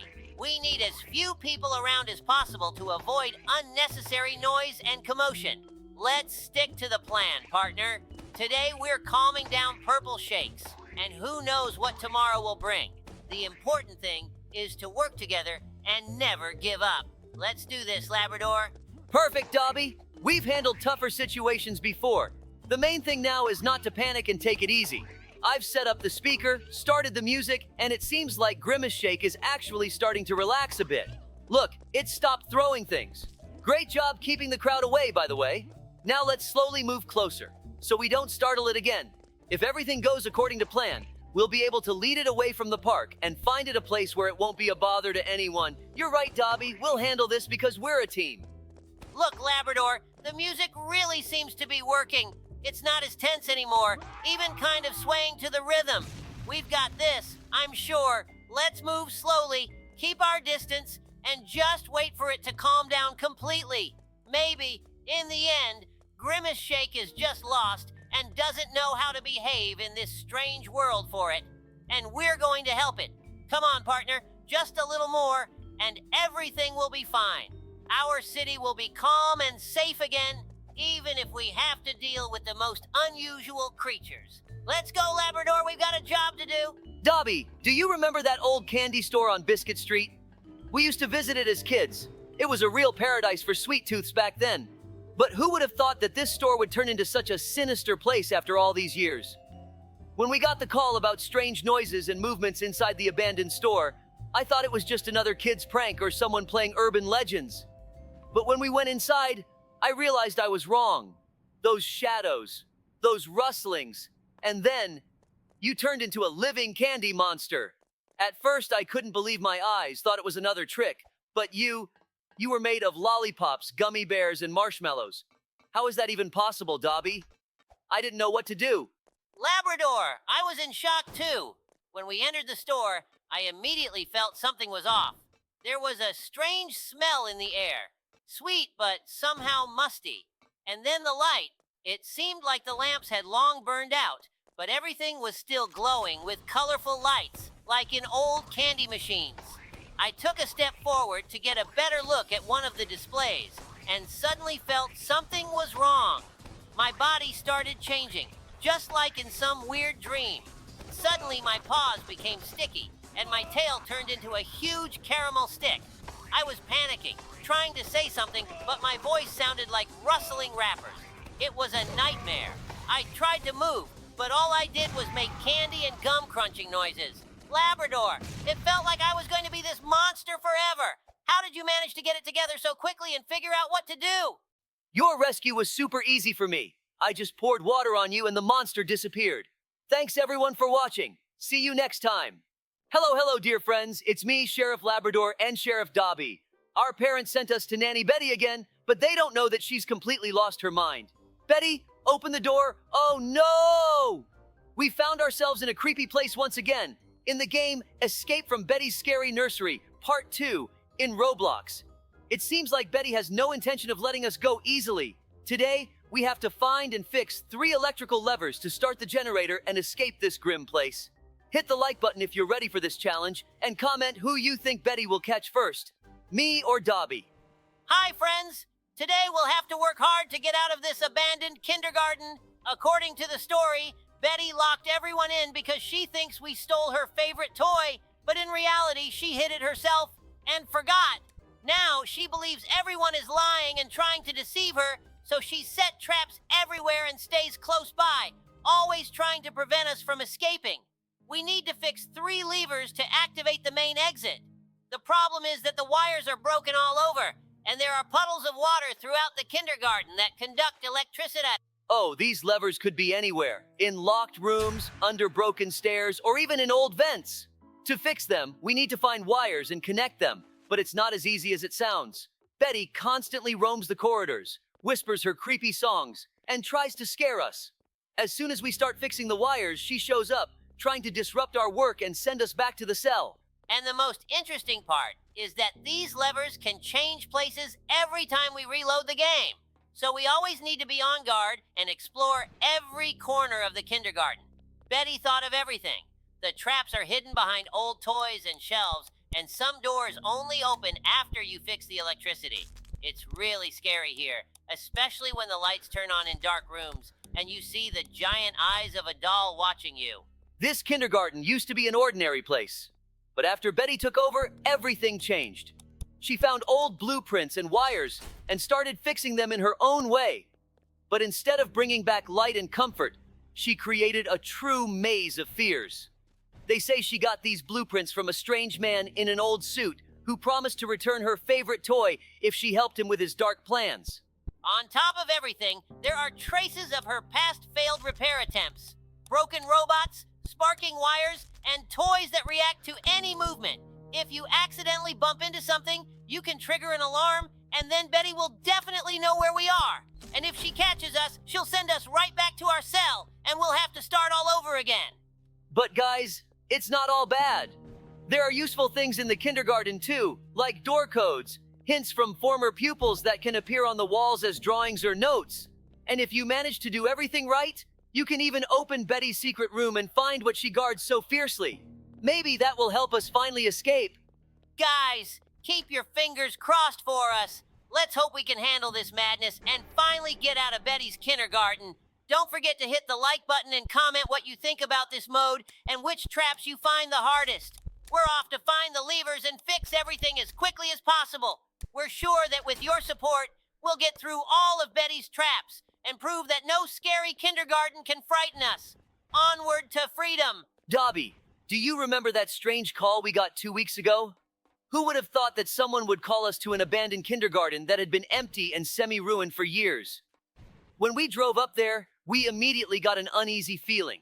Everything seemed too quiet, and it felt like someone was watching us from the dark windows. And you know, the strangest thing was that there was a chain on the gate, but the wicket was slightly open, as if they were expecting us. Yeah, Labrador, I remember it like it was yesterday. As soon as we got closer, I felt that eerie chill down my spine. Not a soul around, just the wind rustling old toys on the playground. And inside, in the building, everything looked like it was frozen in time. Half-rotten toys, children's drawings on the walls, and that dusty silence that always fills places long forgotten. But even stranger was the sound coming from inside. Quiet, barely audible, like children's voices. We decided to go inside and check out what was happening, despite all the warnings. Who do you think left that call? I've been wondering about that ever since, Dobie. Whoever that anonymous caller was, they clearly knew this place would pique our interest. We walked down the corridor, and with every step, the feeling that something was wrong only grew stronger. The walls were covered in strange marks that didn't look like children's drawings. And when we reached the main hall, we saw that old piano in the corner, and a strange doll sitting right on top of it. It looked too new, like someone had just placed it there. We started inspecting the room, and I found that old journal with the caretaker's notes. But the creepiest part was when you picked up the doll. It started playing a melody, and the doors slammed shut behind us. Labrador, I'll remember that moment for a long time. As soon as the doll started playing the melody, chills ran down my fur. We tried to open the doors, but they seemed stuck to the frames. And from the corners, we started hearing those same children's whispers. We were trapped in that hall, and the sounds grew louder, turning into a real chorus. Then I noticed shadows starting to appear on the walls, like children standing around the perimeter of the room. I thought we'd fallen into some kind of trap, maybe spirits or something like that. But when we found that strange chest under the piano, I realized it might hold the key to everything happening. Yeah, that chest looked completely out of place there. It was locked and had the same strange symbols as on the walls. It was as if it was all part of some old ritual or game that we were drawn into against our will. We tried to open it for a long time, but couldn't. Then I remembered an old legend told by local elders about something terrible happening in this kindergarten long ago. They spoke of a strange ceremony conducted here, and ever since, the place was cursed. Maybe that chest was what linked the kindergarten to those events. And you immediately said it was the key to the mystery. We started looking for clues that could help us open the chest. And Labrador, remember how you found that old map under the floorboards? That was a true masterpiece of detective work. We realized that the map marked certain places in the kindergarten that would help us solve the mystery.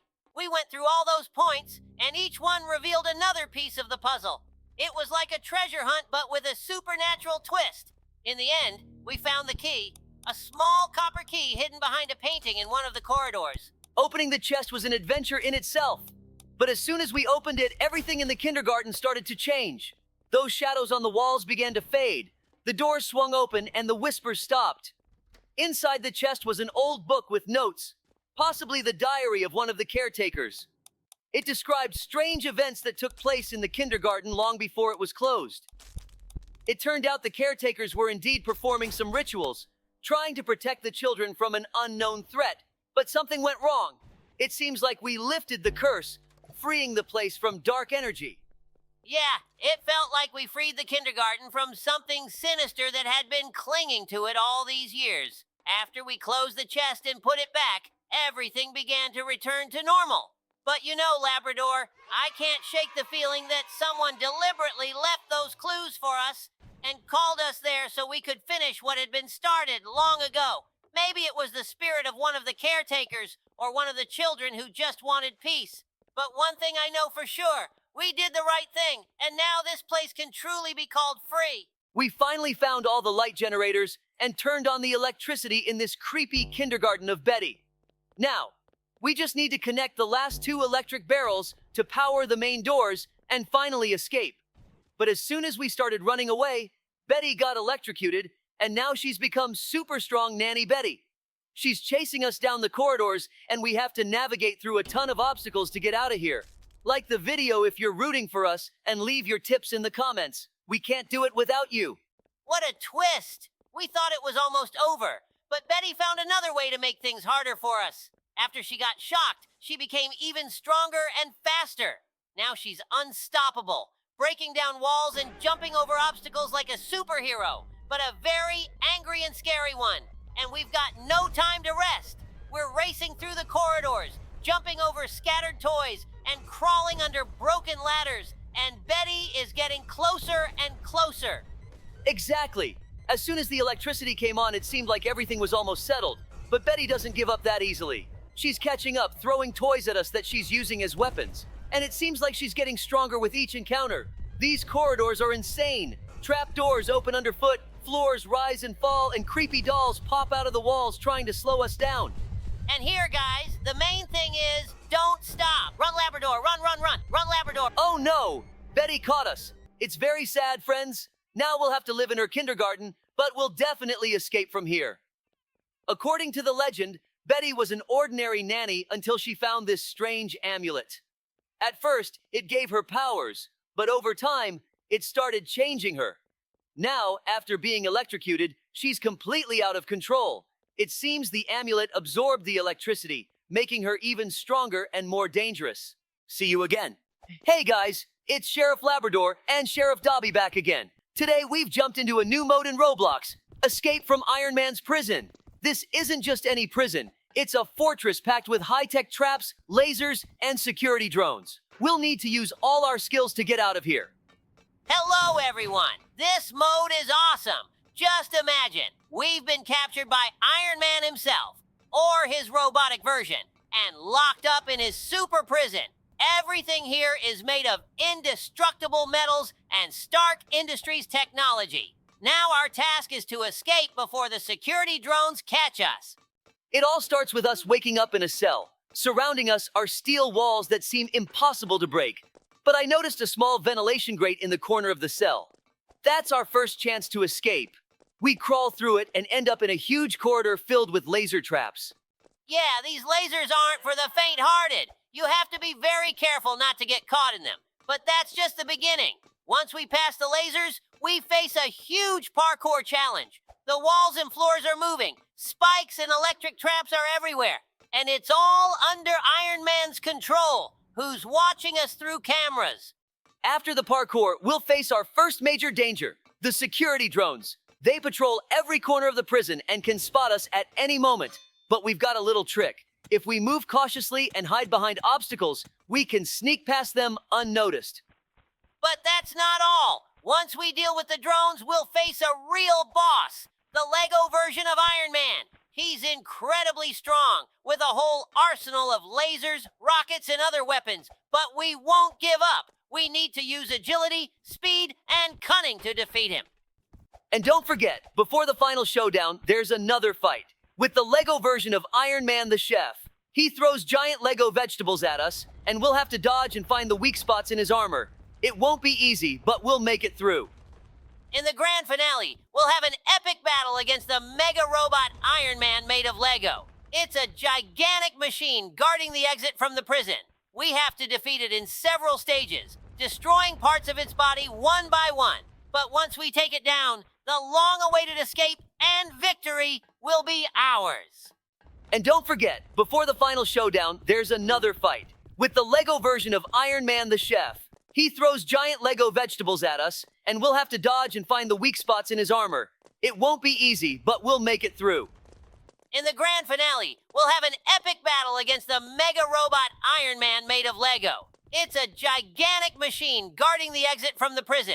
We have to defeat it in several stages, destroying parts of its body one by one. But once we take it down, the long-awaited escape and victory will be ours. It was just another morning in our town. The sun had just begun to rise over the horizon when I, Sheriff Labrador, was already up and ready for the new day. There was nothing unusual about that day until Dobie and I received an emergency call. A malfunction had occurred at the local lab, and strange energy surges were spreading across the city. We immediately rushed to the scene. When we arrived, we saw the destruction left behind by this mysterious malfunction. The lab's walls were breached, and debris was flying everywhere. At the center of all this chaos stood a massive machine, pulsating with red light. And next to it was Tony Stark himself, in his iconic Iron Man armor. His expression was grim, and it was clear that the situation had spiraled out of control. Tony quickly explained that he and Bruce Banner had been working on a new project, trying to create an alternative energy source. But something went wrong, and the machine started generating energy they couldn't control. It could explode at any moment, not only destroying the lab, but also the entire city.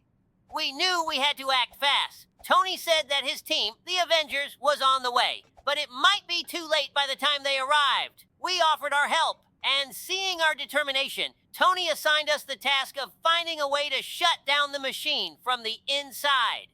We infiltrated the lab where we encountered all sorts of traps and security systems. It seemed as though the machine was defending itself from any interference, but we weren't the type to give up easily. Working together, we managed to break through to the machine's core. But then we were met with another surprise. The machine wasn't just generating energy, it was creating portals, from which creatures from other dimensions began to emerge. They were aggressive and tried to stop us from shutting down the process. We had to fight them off while figuring out how to disable the device. At that moment, we heard a powerful roar. It was the Avengers arriving to help. Thor, Captain America, Black Widow, and Hulk stormed into the lab, assisting us in fending off the creatures. Thor struck down several with his hammer, while Captain America shielded us with his shield. It was total chaos. But with their help, we managed to reach the machine's central computer. With Tony's guidance over the comms, we were able to enter the shutdown code. The machine began to slow down, and the portals started closing one by one. But one of the creatures managed to land a final blow on the control panel, causing a short circuit. A flash of light blinded us, and when we came to, everything was quiet. The machine was off, and all the portals were closed. The Avengers thanked us for our help, but the story didn't end there. Once everything had calmed down, Tony Stark offered us a chance to join them. He said we had proven ourselves to be true heroes, and that the Avengers were always looking for those ready to fight for good. We were surprised and excited. Joining the Avengers, it was an honor we never could have dreamed of. Of course, we accepted. And so, we became part of the greatest team of heroes defending the world from threats. Since then, we've been part of many missions. We fought side by side with Earth's mightiest heroes, protecting our world from alien invasions, evil geniuses, and magical threats. We learned what it meant to be part of something bigger, what it meant to be an Avenger. And although our adventures were just beginning, we knew one thing. With the Avengers, we were ready for any challenge. We became not just the sheriffs of our town, but the protectors of the entire Earth. It all started when a new threat began to emerge in our town. A group of high-tech criminals armed to the teeth. They used advanced technology to carry out robberies, hacks, and even attacks on citizens. The usual police equipment couldn't handle them, and the situation was growing more dangerous by the day. One day, after yet another attack by this gang, Labrador and I decided that we couldn't just sit idly by anymore. We knew we had to do something to protect our town. That's when we had an idea. What if we used technology against the criminals themselves? Remembering our recent adventures with the Avengers, we realized that we didn't just need a new plan. We needed new powers. And who better to help us than Tony Stark, the genius, billionaire, playboy, and philanthropist? We went to him, explained our problem, and asked for his help. Tony listened to us carefully, then started thinking. We could practically see his brain buzzing with ideas. Why not? He finally said. Tony suggested creating special suits for us that would turn us into real iron dogs. These weren't just suits of armor, they were full systems capable of adapting to any situation. We started working with him in his lab. Tony was incredibly generous and gave us access to all his resources. We designed the suits thinking through every detail and function. For each of our unique traits, he created custom systems. For me, Tony developed a suit with enhanced sensory equipment, allowing me to track enemies from a great distance, even if they were hiding behind walls. I also got powerful energy cannons built into my paws and reinforced armor plates that could withstand even the most powerful attacks. As for me, Tony created a suit with enhanced claws that could cut through metal and a jetpack for quick movement across the battlefield.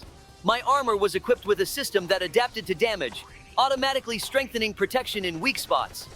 After several weeks of intense work, our suits were ready. We ran test trials in virtual reality, where we faced simulations of those very criminals. Our suits performed brilliantly. We could match their technology and even surpass it. Then the day came when we first used our new powers in a real battle. The criminals once again tried to rob a bank using their high-tech devices. But this time, they were up against us, the sheriffs in Iron Dog suits. We quickly neutralized their defense systems, foiled their plans, and prevented the robbery. The criminals hadn't anticipated this turn of events and were stunned by our power.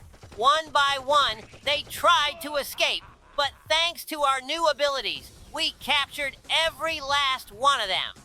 The city was saved, and we proved once again that no one could threaten our citizens while we were on guard. But this victory was only the beginning.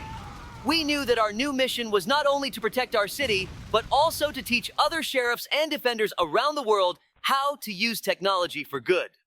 We didn't just become heroes, we became inspirations for many. The Iron Dog suits became symbols not only of strength, but also of wisdom, selflessness, and a desire to protect. Since then, our town sleeps peacefully, knowing that the Iron Dogs are on guard, ready to step up and defend at any moment. Friends, goodbye for now. See you in the next adventure. Hello, friends. It's me, Sheriff Labrador, and my trusty partner, Sheriff Dobie. Today we're diving into one of the coolest modes in Roblox, Escape from Lilo and Stitch's prison. Yep, Lilo and Stitch, those alien heroes, are now prison guards, and our mission is to escape from them. This mode is full of cosmic traps and puzzles. Are you ready to see us in action?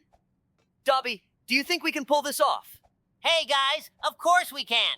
But it won't be easy, Labrador. Stitch is a real monster. Fast, strong, and a little crazy. Lilo isn't far behind, always keeping an eye on order and patrolling the cells. It looks like we'll have to use not just speed, but brains too. Don't forget to hit the like button and leave a comment if you want to see how we escape from this cosmic chaos. You're right, Dobie. Stitch could show up at any moment and start chasing us all over the complex. I heard there are special alien devices on this level that will help us hack the security systems and open the doors. But first, we need to find batteries hidden in different corners of the prison. Ready to go searching? Absolutely ready. The first thing we'll do is sneak through the ventilation shafts. It's safer than going straight through, especially if Stitch has already started hunting us. Plus, Lilo is constantly checking the cameras, so we need to stay hidden. And don't forget, guys, leave comments with your ideas on how you would escape from Lilo and Stitch. Good plan, Dobie. The ventilation shafts will lead us to the storage room where the first batteries are hidden. We need to move quickly and quietly to avoid drawing attention. And by the way, friends, if you enjoy our adventures, don't forget to give us a like. We definitely can't pull off this escape without your support. Exactly. And remember, if we do everything right, we can disable the force fields Lilo set up throughout the complex. But it won't be easy, because Stitch can appear out of nowhere and start chasing us. Well, Labrador, ready for some adventure? And you guys, don't forget to subscribe so you won't miss more of our escape missions in Roblox. Dobie, have you ever thought we'd meet real aliens? I sure didn't expect it. But imagine this.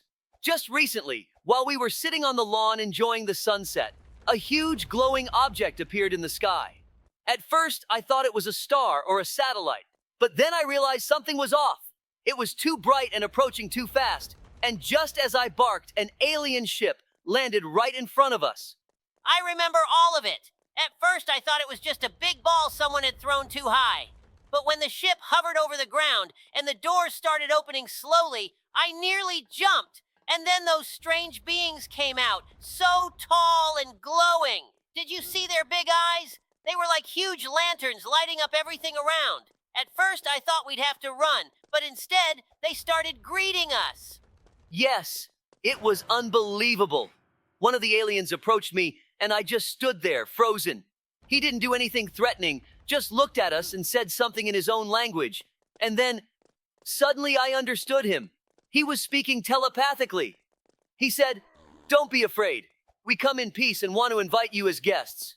We've been watching your planet for a long time, and especially you dogs. You've impressed us greatly." You know, Labrador, I still can't believe they chose us.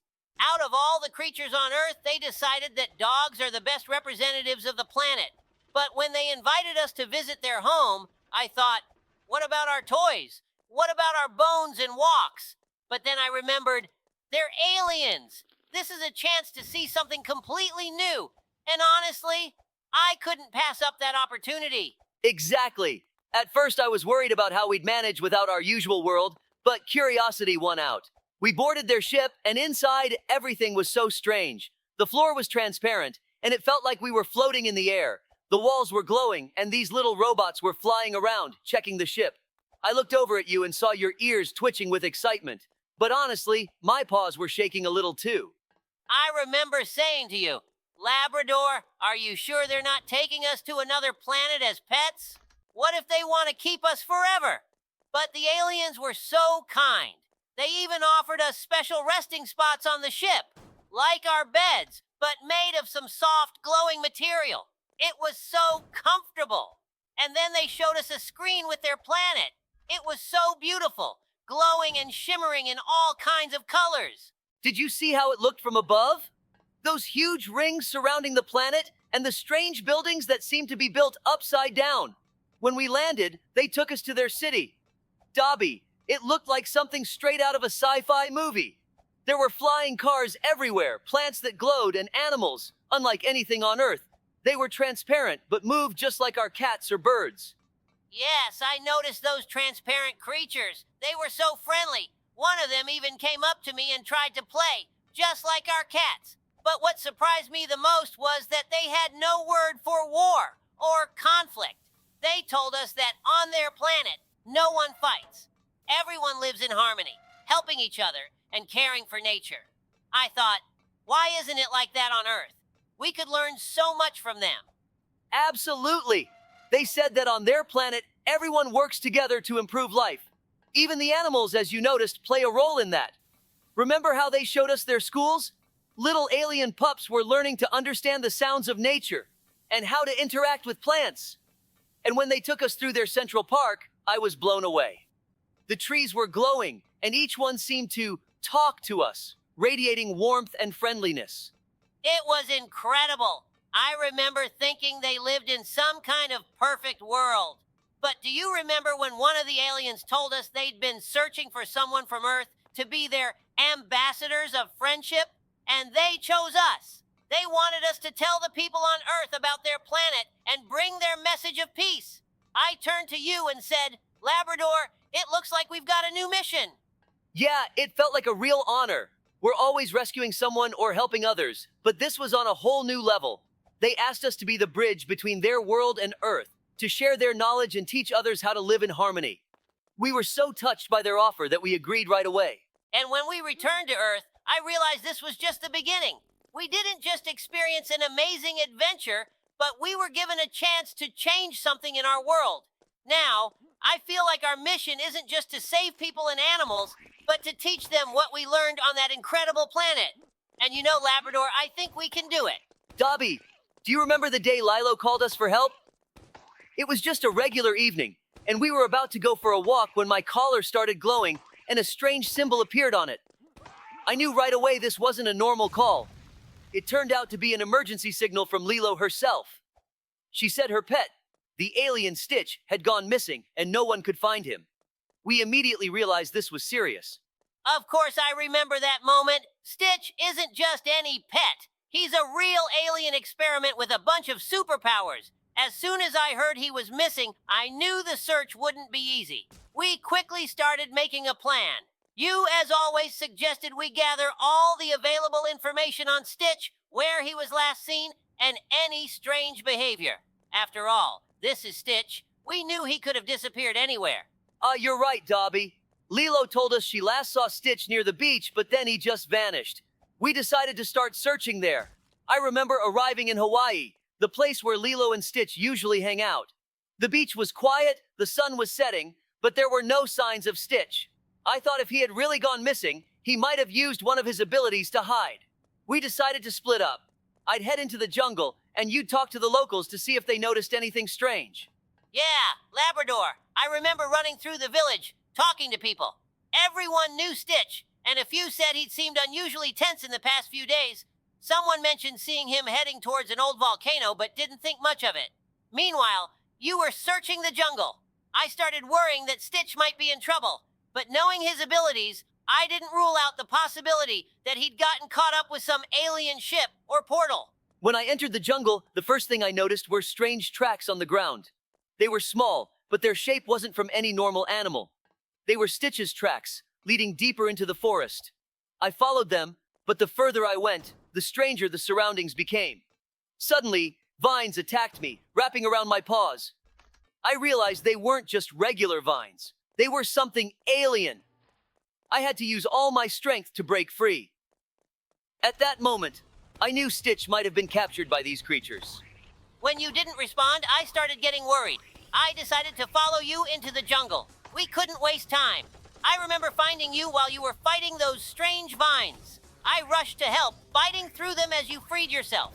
Once we were out, you showed me Stitch's tracks. We followed them together. Everything pointed to something unusual ahead, and my instincts told me we were getting closer to something big. And then, after a long search, we came upon a clearing with a strange object in the center, resembling some sort of alien mechanism. There were drones flying around it, guarding the entrance. And there, right in the middle, we saw Stitch. He was trapped in some kind of cocoon, and it looked like the mechanism was trying to do something to him. I immediately realized it could be an experiment gone wrong. We had to act fast to save him. Thank you all for listening to our story. We'll see you soon in a new Roblox mode.